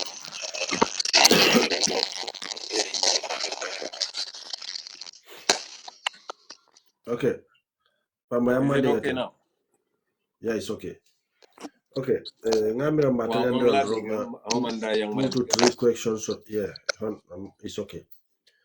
Okay, lu ma bëgg a laajte moo nekk ni rek ñun ñëpp gis nañ Gambia lan moo nekk di dox foofu right now. You know, the market is skyrocketing. UT ñu ngi dee si bagwe bi ni plus this demolition. So ñun ñëpp gis nañ waaye right now Bamba ñun election bi mu ngi nekk 2026. At this moment in time, Gambia ni luñ nekk di wax. There is no political party or political leader bi nga xam ne génn nga start supporting, you know, or nga nekk di wax loo xam ne mu ngi dem biir Gambia. Waaye dañoo xaar ba 2025 ñu ñoo génn di wax ne if you vote for me I can do this, I can do this. Yow nga xam ne mun naa wax ne you are among the biggest party mun naa ko waxee noonu you are part of the biggest party, the United Democratic Party. Ban tontu nga mun a def si façon yi laajte boo xam ne nit yi ñu ngi ko def si. Babu, I agree with them 100%. You know, politics is a lifelong process. Limo nekk di xew biir dëkk bi, at least politicians si war nañ ci mun a wax. War ñu noppi ñu bàyyi mbir mi Gambians si just complaining. Ñu xaar ba 2016 ñu ko soog a wax. I agree with people. Ne politicians si we should be very honest with the Gambian people. A lot of Gambians ñu ngi dee ci yoni gannaaw bi. We are losing a lot of our young talented future. Te am na ñeneen ñoo xam ne tamit li xew di farfar dëkk bi A lot of people are getting arrested. Opposition should come out and speak. Yes. Why we are quiet, I don't know. Man opposition la. Why I don't know why our party, my party, especially the UDP, is quiet about this, because UDP war nañ cee wax.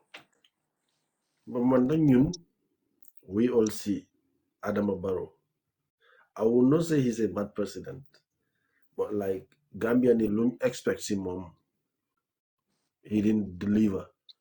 That as a Gambian, as a youth, ñun war nañoo am hope, war nañoo all even politicians, seen wax yi. Yes. Yes, Babu. Why? 100% yes. You Why? see, Babu, Gambians should be the controllers of their destiny. Gis nga ku nekk sa carte boobu li nga téye boobu sa voters card boobu is very powerful.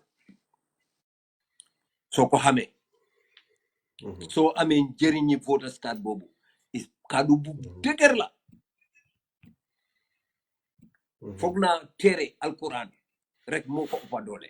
su passé alquran amul benn téere bu passé lefi kaddu boobu. su ma ñëwee ne la Babu jox ma chance man jiit la, you give me that chance, te suñ agreement mooy 5 years. te bi ma campagne maa ngi wax dinaa def li dinaa def lele dinaa def li dinaa def lele, at least su ma mënut a def lépp, because I know government cannot do all.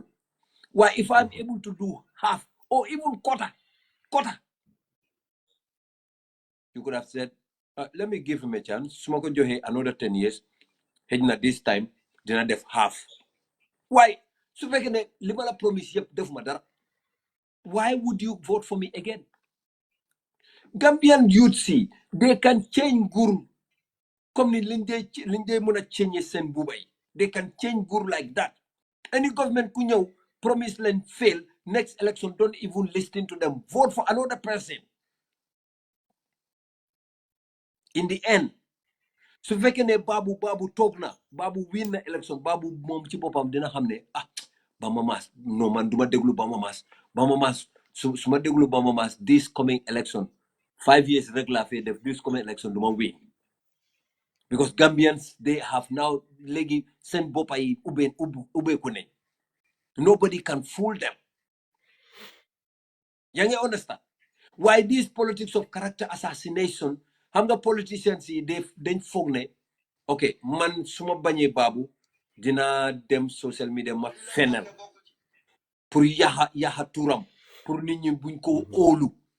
Ousseynou Dabo amul tur buñ ko owut, dañ ne Ousseynou Dabo dafa taka seet te génnee nataal moom ak doomam. Bamba Mass nekkul tuumal buñ ma tuumalu. Why they don't have proof? They think that is politics. Lolu du politique.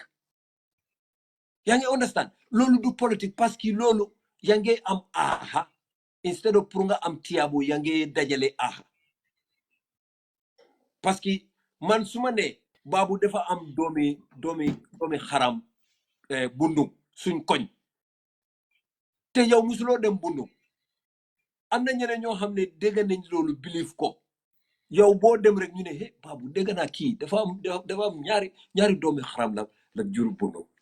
So ñu ngi laa xool bot boobu, anybody ku la xool bot boobu rek man am naa baakaar. xanaa ñun duñ jullit, xanaa xamuñ loolu. yow dangaa am naxari waaw, waaye baakaar yi yëpp man maa koo dajale, man maa koo pile until ma dee dem safara li ma julli yëpp wax boobu rek mun na maa dugal safara. loolu tax politicians yi dañ war a moytu trop. greed waruta tax ma yaaxa tuuri doomi jàmbur. greed am na ñeneen ñoo xam ne dañoo tuumal Adama Barrow, dañ koo tuumal leneen loo xam ne defu ko te that's wrong. am na ñeneen ñoo xam ne dañoo tuumal Yaya Jammeh. man mus naa tuumal Yaya Jammeh man suma boppa man I have done it before, but tuub na. I came back and said what I said about Yaya Jammeh, I said it because of politics. I shouldn't have. Why fake at that time? I didn't know the Quranic verse that says these things are very, very dangerous. Munga neka di juli di or di def lu neka feka yange sampa sa kër jahannam. Bima dege loru rek man dama tit. Mane no. Certain people I wronged, I have to call and apologize. Bala ñu dé. Okay. I have to ask them for their forgiveness. Okay.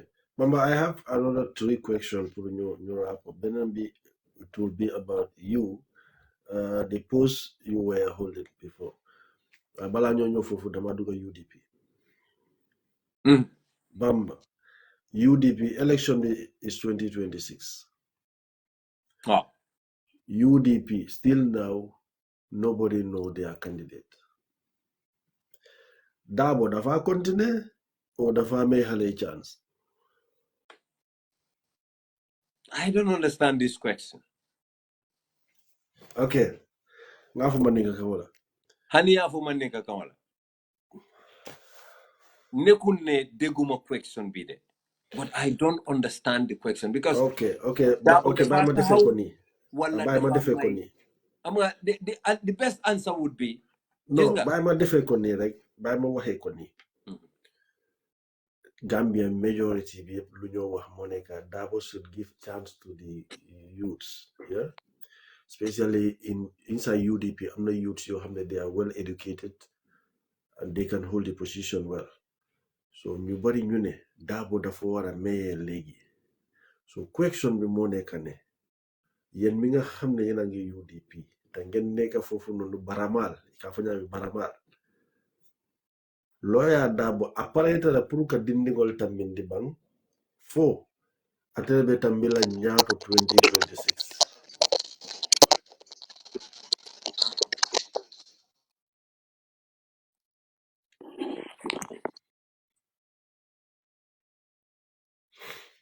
Gay war nañ ñoo meede pour ñu mun a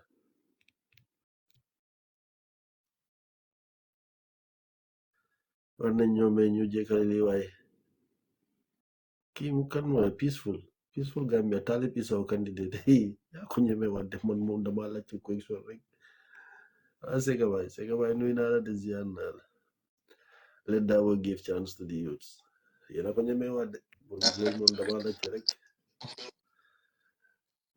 li nga laajte am na solo trop baab yaa ma dégg. Yeah, very well. Gis nga in a democracy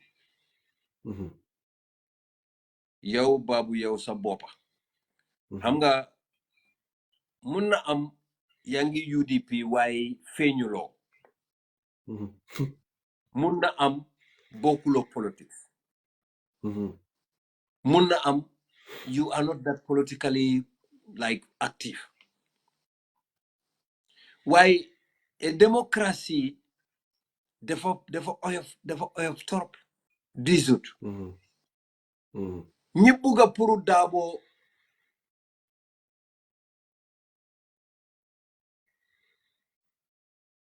Okay.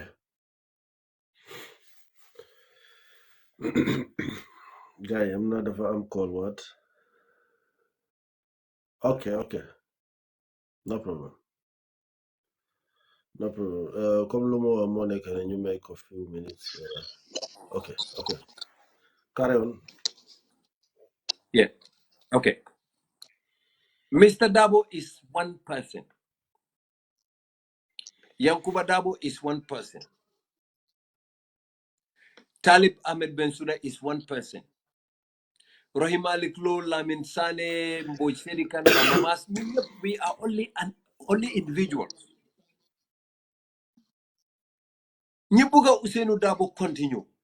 Na nyonyu campaign for Usenu. Pour mu continue as a flag bearer. It's a democracy. Nyibuga Momodu Sabali take over. Na nyonyu continue campaigning from before the Congress. Pour Momodu Sabali mutahaw. Yang Madiga.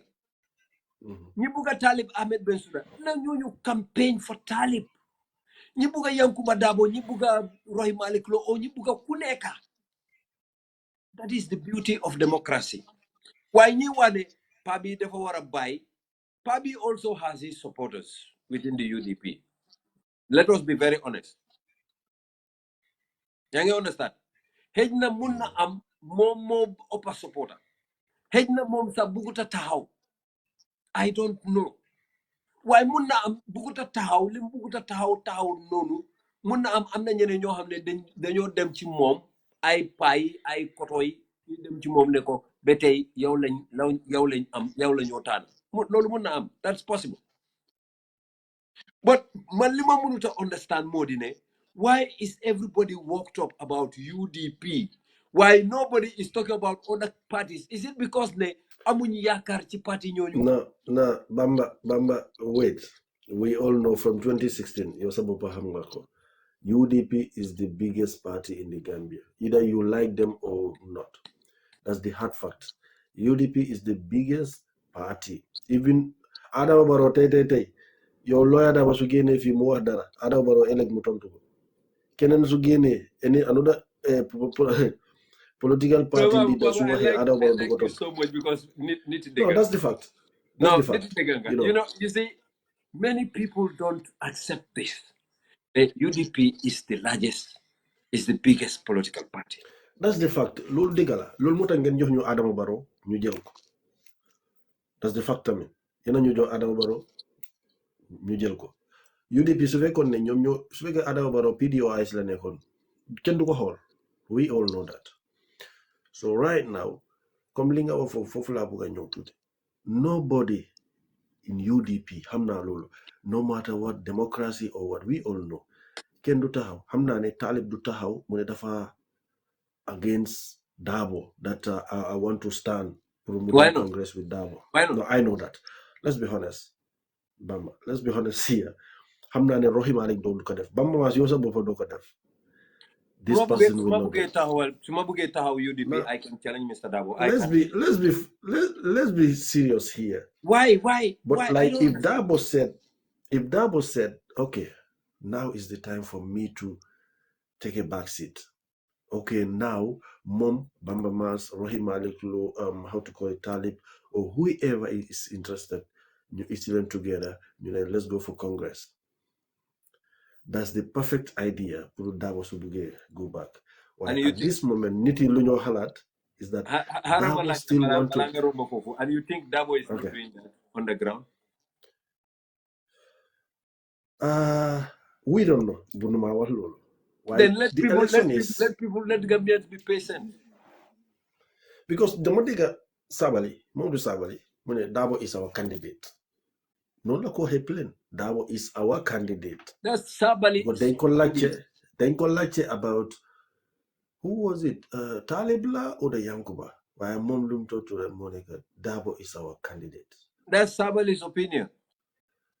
Okay. Thank you. Like you knew them for Bundel of what? Two more questions. Rohey Malick Lowe. There is a rumor that Rohey Malick Lowe dafa am a UDP problem. Because this ne Rohey Malick Lowe mu dem si Adama Barrow won ko medal la te ñu ne wonul ko Dabo. Is that true? Gambia is a very funny country. Gambia. How naka lañ ko di waye léegi dama dégg tur bu es de fàtte naa ko de ka ok ka fu ka nekkul sax dañ fa dee sànnil ka pour ka am foofu Gambians are just funny. Gis nga this question Dabo is a father to Rohey Malick Lowe. Ousainou Dabo's husband. Rohey Malick Lowe's husband. Hey, Bamba to jandi be na follow. Adama Barrow hani so maka follow ko mfama. Even Adama Barrow is a son to Ousainou Dabo. Yes, that's okay. I was coming mfama, but akana min for Dabo e Olex Mboka war. Na ko mfama for pare. So do you think that this father-son thing or father-daughter thing is an excuse? No. There was no issue. I'm telling you this officially. Okay. There is no issue as of last night. No, this night, astaghfirullah. This night. Okay. 2 minutes past 9. maybe balanyu door program there was no issue. Maybe during the program, if there is any issue, I am yet to know. But as far as I know, there has never been any issue between Alaji Hussein, Rohim Aliklo, or Rohim Aliklo and the UDP. Okay. Well, Rohim Aliklo pour mu dem ci president bi is a constitutional mandate. Adama Barrow, neex ñu naxari ñu, he is the chief executive. He is the president. Rohim Aliklo mu ngi liggéey ci ronam. Rohim Aliklo is a mayor. He's working under the government. Why there was a time Gambians façon yi they don't even understand. No, xam nga luta Gambians build the interest too much because Adama Barrow feel up top mun naa mu ngi defante Rohim Aliklo maay buuri Banjul Rohim Aliklo Mane my so buri it was kind of mane xanaa know, déglu bi demee Brikama li mu wax. But that is political language. Lolo, with the working of the government are different. Adama mom ci bopam bu yagut la ne he knows the opposition play a crucial role. Why Adama Barrow du mom mo taxaw ne UDP is the biggest threat to national security. Du mom moko wax. So these kind of things are political language. But sometimes they could be very toxic. They could be dangerous language. Because to say the main opposition is a threat to national security, that is a very dangerous political inflammatory language. But we all know Adama Barrow munge wax lolu rek. If UDP is a threat to national security, then Adama Barrow himself is a product of UDP. He should be impeached that night. You know how many people they talk without so many people don't even analyze things. Those advisors of President Barrow, they are all sleeping advisors. Because Sekumbalo, UDP la one. Dusano, UDP la one. Siaka, UDP la one. Adama Barrow Chipapa, UDP la one. Dembo Bojang, UDP la one. Who is there who is not UDP? So if Adama Barrow said UDP is a threat to national security, all the product of UDP are being planted at State House. They are the ones that run the show. Then Gambia is a big problem.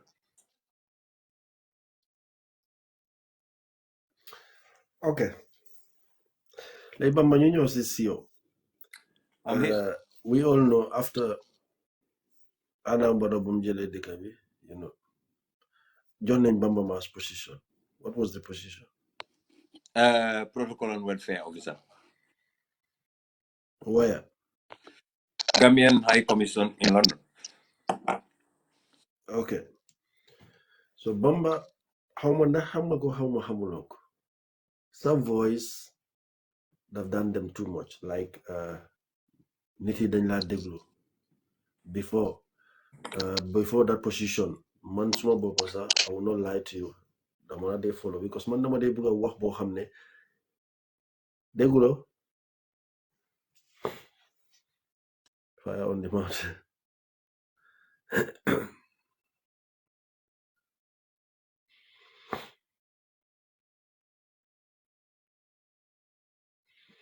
Okay.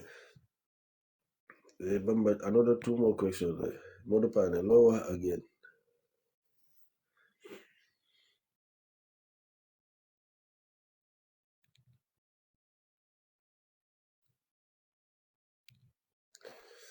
Who is this guy? Yo, mom, Dangare Betas boy. Watch.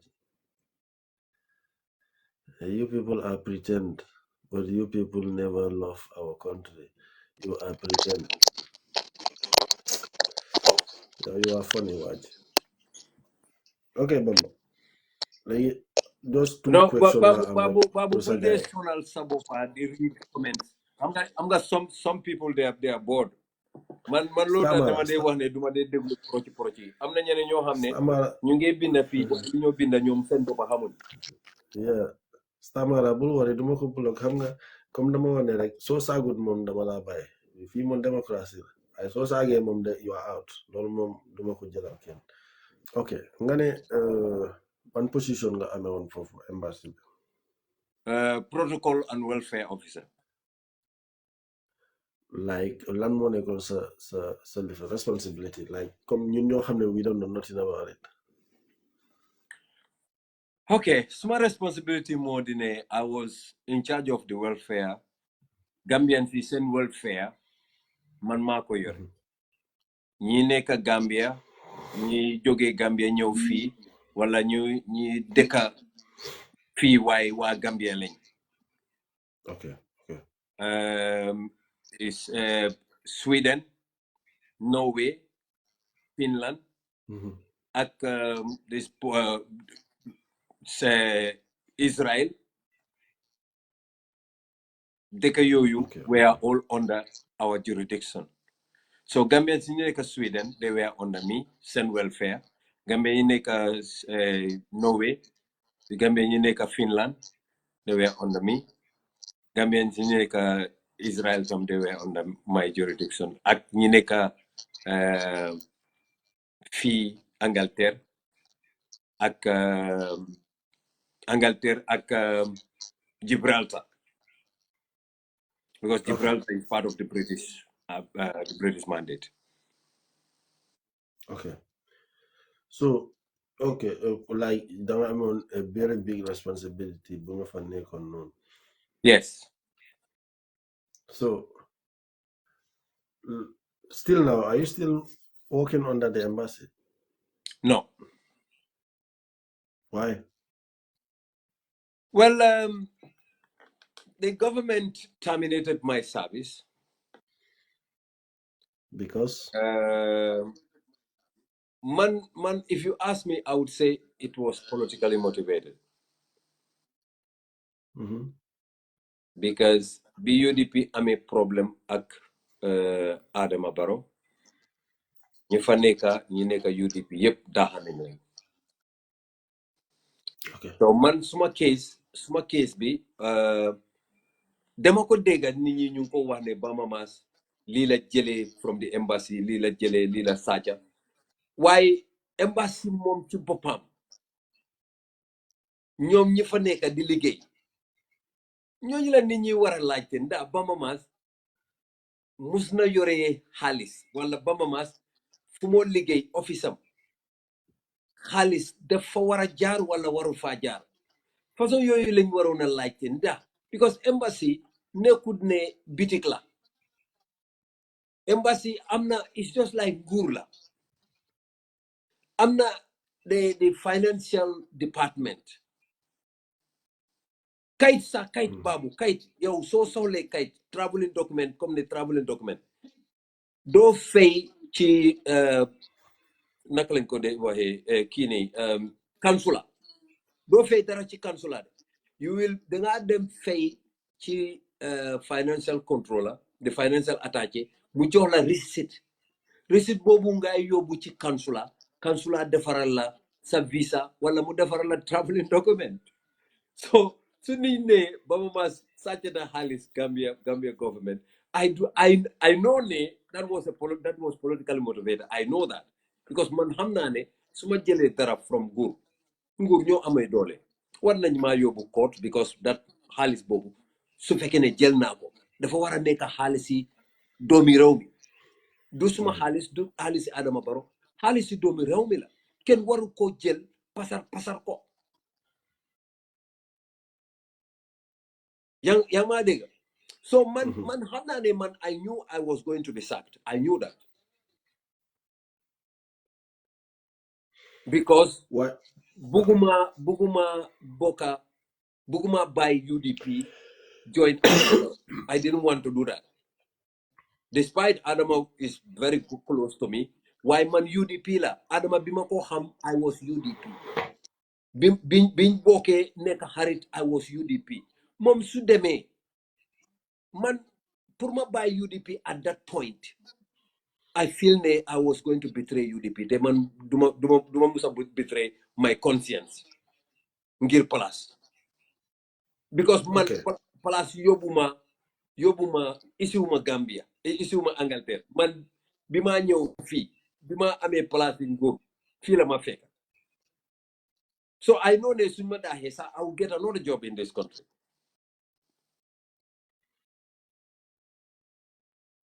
Okay.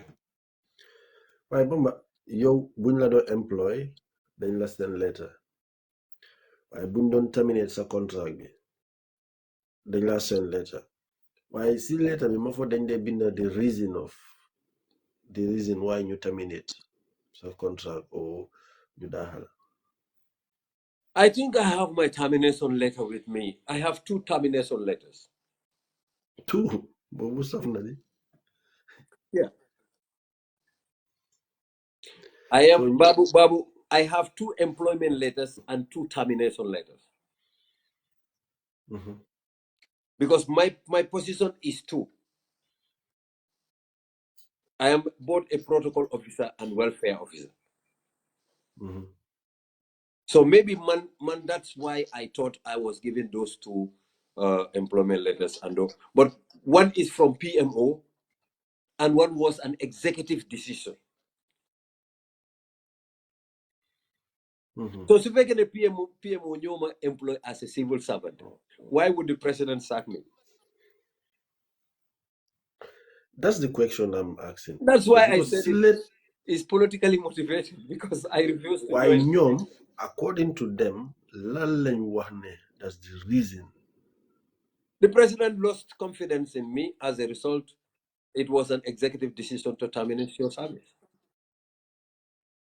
That is what my letter says. I can send it. I can send you a copy. 2 line. No, not 2 line. Of course, they went into details as to what they would do. They would pay my gratuity. They would pay my entitlement. It's not only 2 line, but the bulk of the body of the letter. The letter be one more. President has lost confidence in me. Understand. Yeah. Understand. That was the main reason for you terminate me. Okay. So after Lulu, deflo been contact with the president or the office of the president to know the reason why. No. Because I knew they would terminate my service. I knew that. Is it that danga wax lo Bamba ya ma bëgga iswaat beneen question wad so waxee ne you knew dafa am loo wax nga xam ne they will sack you or dafa am loo def you knew they will sack you. Because if you say I knew Babu su fekkee ne yow yaa ngi bokk ak nit ñi in a group bi xaaj am na ñeneen ñoo xam ne ñu laa xecca pour nga génne from the main group nga bokk ak ñoom te every waxtaan yaa ngi ci bokk every waxtaan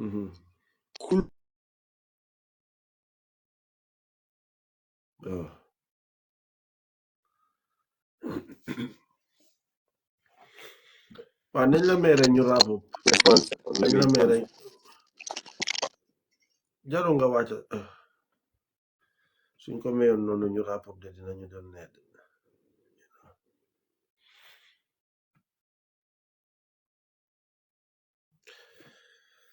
Okay guys, please comme dina ko waxaat de please dem leen si suma YouTube channel bi ngeen subscribe foofu noonu so video bi tamit soo leen buggee seetaan full conversation bi mun ngeen a dem maybe ëllëg o gannaaw ëllëg nekk si suma YouTube channel Bamba déggoon la de waaw ma dégg léegi yeah I think TikTok ñoom tam dañ waroon a defaral seen technology advanced technology yeah so Babu soo gisee ma ne man I knew ne it will end up like this. I knew because xam naa ne Ibrahima Diba biñ ko daaxee dañ bañ pour fay néegam tuuti dafa des tuuti rek he was going to be homeless in Saudi Arabia. Tuku Jallow biñ ko daaxee yow dégg nga Tuku Jallow dégg nga audio yi bi moo jooy ne gars yi dañ ko daaxa ci néegam amul fu moo tëdda amul fu moo lifin gars yi ñi war a jox ko they just want to humiliate them. That is not what we should do as ñoo xam ne ñun ñëpp a juudan door benn dëkk This is Nyofu Kalamale Munna turn. The table keeps turning. Yesterday it was Jawara. Day before yesterday it was Jawara. Yesterday it was Yajame. Today it is Adamabaro. Tomorrow it can be Babu. Or it can be Domi Babu. Man suma treated Babu Lulu. Man mako appoint. Mayobuko all the way to Dubai. Suma ame problem mo madahako. What you should do as honorable people is purunga jeli ko funko jele nga jel ko from Dubai nga yobu ko funko jele back to the Gambia. Why nga bay ko muy wala kana in that place. Man, I knew that was coming. When I saw it happen to Tukujalo, I saw it happen to Ibrahim Adiba, I knew it would happen. But I never expect ne guide nenko bole at feni pour ñu tek ko suma kaw. I never expected that. But I knew I would be sacked at one point. I knew that. Because man bima joge from India. Babu, I would send you a resignation letter I wrote and kept. Because I knew it was coming. By time Bob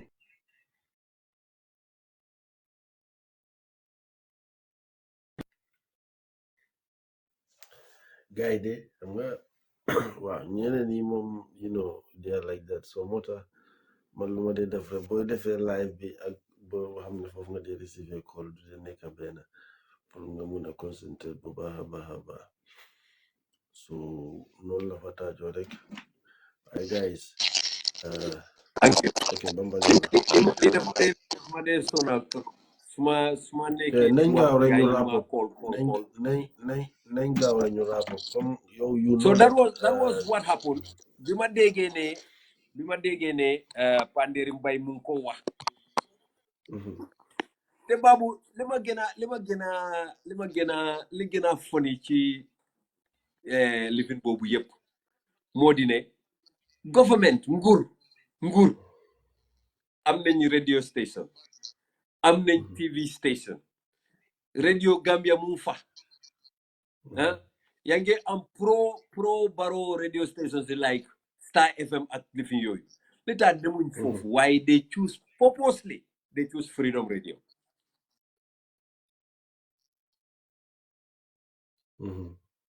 because xam nañ suma diggante ak Panderi they know Panderi ak Bamba Mass cat and mouse lañ so you see the political dirty game they wanted to play why man I refused to be dragged into arguments with Panderi because that's what they wanted. Because ñoom bima nekkee di lifin ak Panderi ñoom ñoma doon ngemba yaa ngi understand ñoom ñoma doon ngemba pour ma attaque Panderi so now xam nañ ne Panderi is always all out ready so dañ bëgg pour ngemba Panderi pour ma nekk lifin ak Panderi I refuse that because I know it coming. Okay. Why waxoon naa Alhaji Ousainou waxoon naa ko ma ne ko Alhaji Ousainou man dama bugg a resign I have written my resignation letter you know what he told me mu ne ma it's not a wise idea so resign doo am sa graduate don't resign. Okay. Wait for them to sack you. That was the advice he gave me. Okay. Wow, Mama, what time do you nañ ko debe elek? You know, still people are, you know, I'm so still. sorry, ne. I'm so sorry, ne, but because I promise you, Temanduma de Buga promise need I fail. know. Why? Sorry. I Tell your audience, I'm really sorry. People keep calling me, and no, it's okay. that's It's okay. kind of a distraction.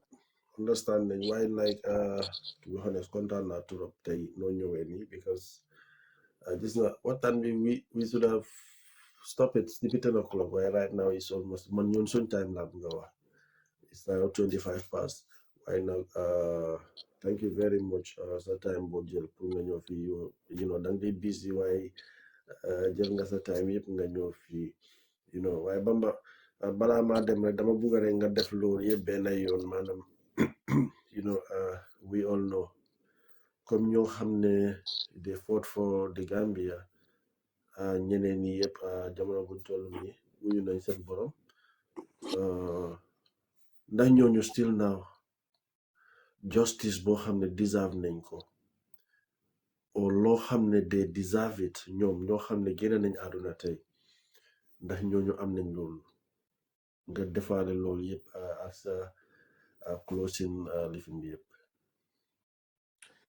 You know, Babu jërëjëf trop kontaan na te maa ngi baalu sa audience yi. Gis nga Babu, Gambia has a lot of story that is incomplete. Gis nga nit ñi gaañu,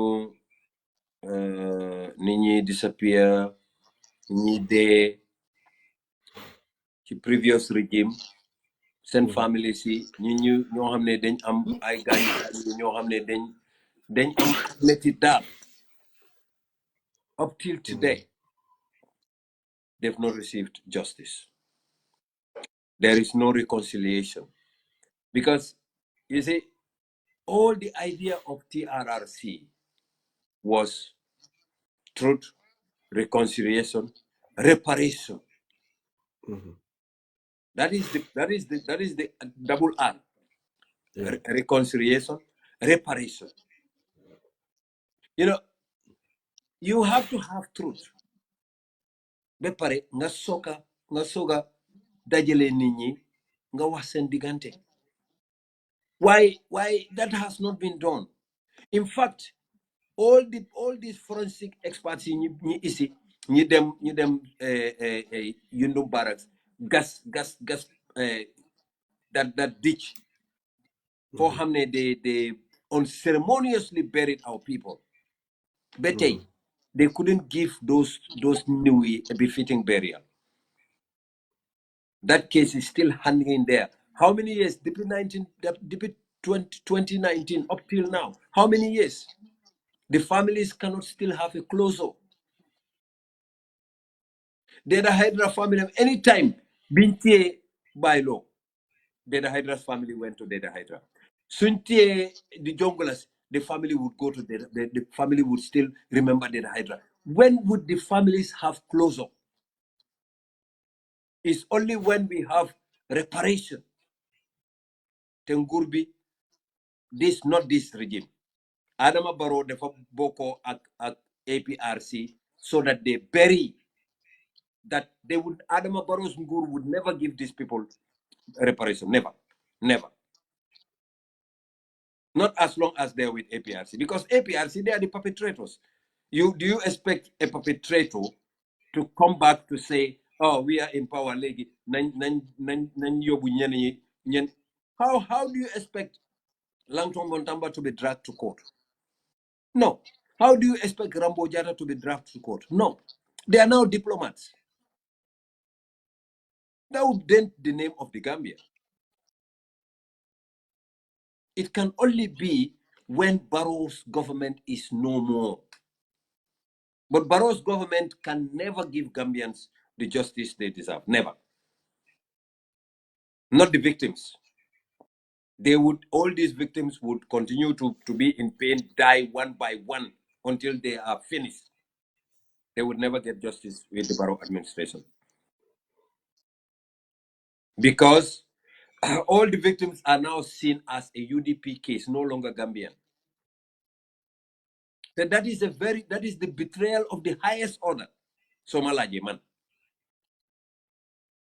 Parce que mana yow babu lu ñoo xulo kan moo xam daa ëllëg yow sa doom mun na gis suma doom feneen ñu bugante say Gambia dafa tuuti. We have to be very, very careful. This hatred, somebody out of these victims' sons could be a president tomorrow. Who knows?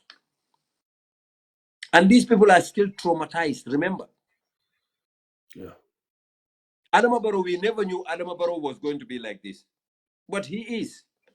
Who knows, next president could be even worse than Adama Barrow and Yaya Jammeh put together.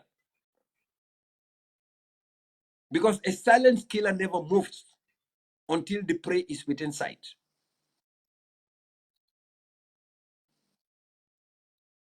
Somebody could be quiet here, very humble, like Adama Barrow, very respectful, like Adama Barrow, very yes, like Adama Barrow, until we talk to Togu.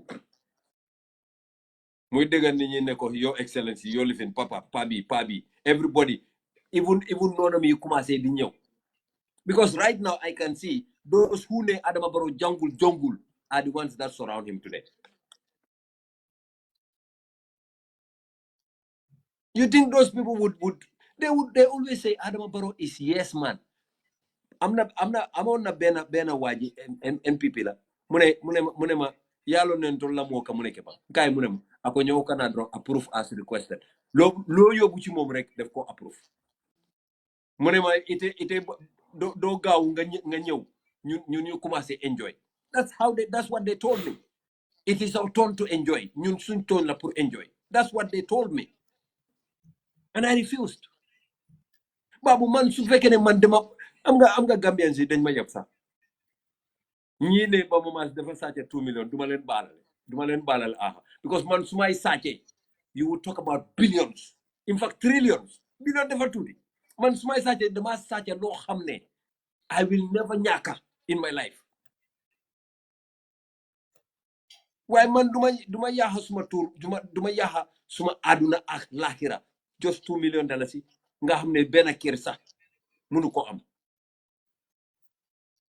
correct compound mënu ko am. That is what they accuse me. Those people you ma accuse dañ ma yab de. So ñoom dañ ma accuse ne 2 million la Bamba Mass jël ñoom ñu ngi jël ñoom ñoon seen boppa ñu ngi jël ay 10 millions. Dañ ma yab trop. Loolu tax duma leen balal even suma ne dama leen balal dama mistake. I can forgive every Gambian except that few clique of group. Gisuloo ñoom they are suffering one by one. Anytime suma pray suma julle rek dama leen de danka. You see, God is listening to me. God is answering my prayer. Look at them. Look at them. Funyo Wahrek, people don't respect them anymore. The man Bamba Mass, anywhere I go with my dignity. I will remain poor, but I will always die poor in dignity than slavery in riches. That's what Kwame Nkrumah says.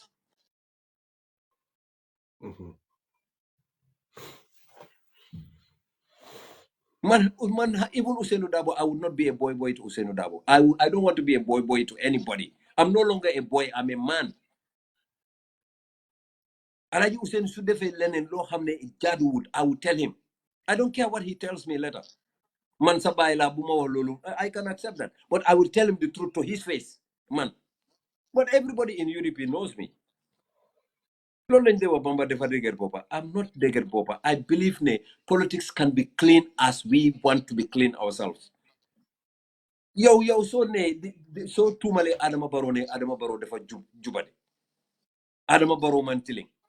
Yow suñ la joxé they defin digal yow war nga jub waaye nga ne Yaya Jammeh man tiling ite ngoronto more than Yaya Jammeh, then what is the point of removing Yaya Jammeh?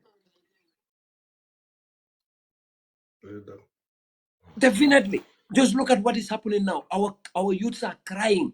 The only hope that youths are having, they are killing that hope. Mansa munna tumal guy NPP ne. They are the ones behind this back way, like APRC used to be. They are the ones forcing our youth to go through the back way because they are getting a lot of money. Am na ñeneen ñi ñoo xam ne ñoom ay truck lañ jënd trucks that is taking people through the back way. You know that. They are making business.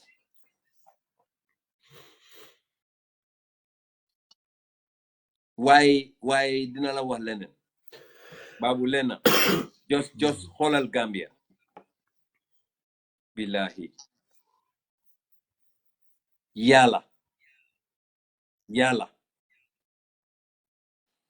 never sleeps, never yawns.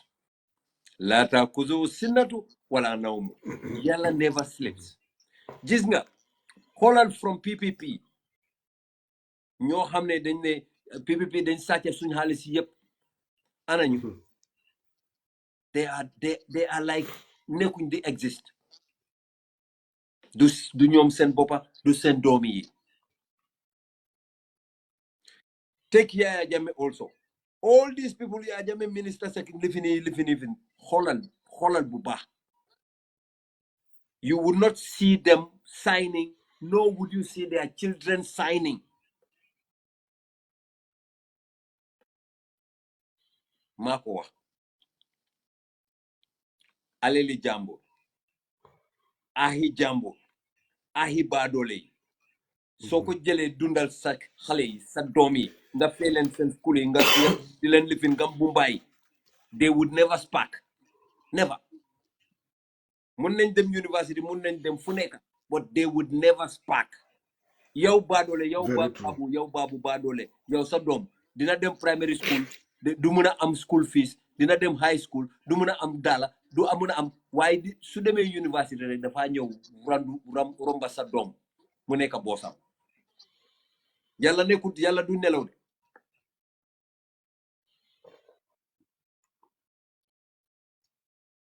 Very true. That is my advice I would give everybody. Be Bamba Mass, be anybody. soo nekkee nguur soo nekkee place xamal ne it's a position of trust. If you know you can't be trustful, gain out them. Any budut boo jëlee foofu nga dem dundal sa family. Anybody ku lekka maalo boobu xaalis boobu nga jënd maalo, that person would never spark, never.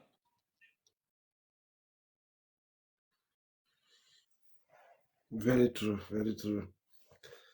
Bamba, thank you very much, Bamba Mass. Kontaan nañ trop li nga fi wax yëpp is very interesting. te lu bari nañ si jàng te mu nekk loo xam ne tamit luñ bugg a xam yu bari xam nañ ko. loo xam ne buggoon nañ ko laajte we don't have the chance to waaye tey xam nañ ko bu baax.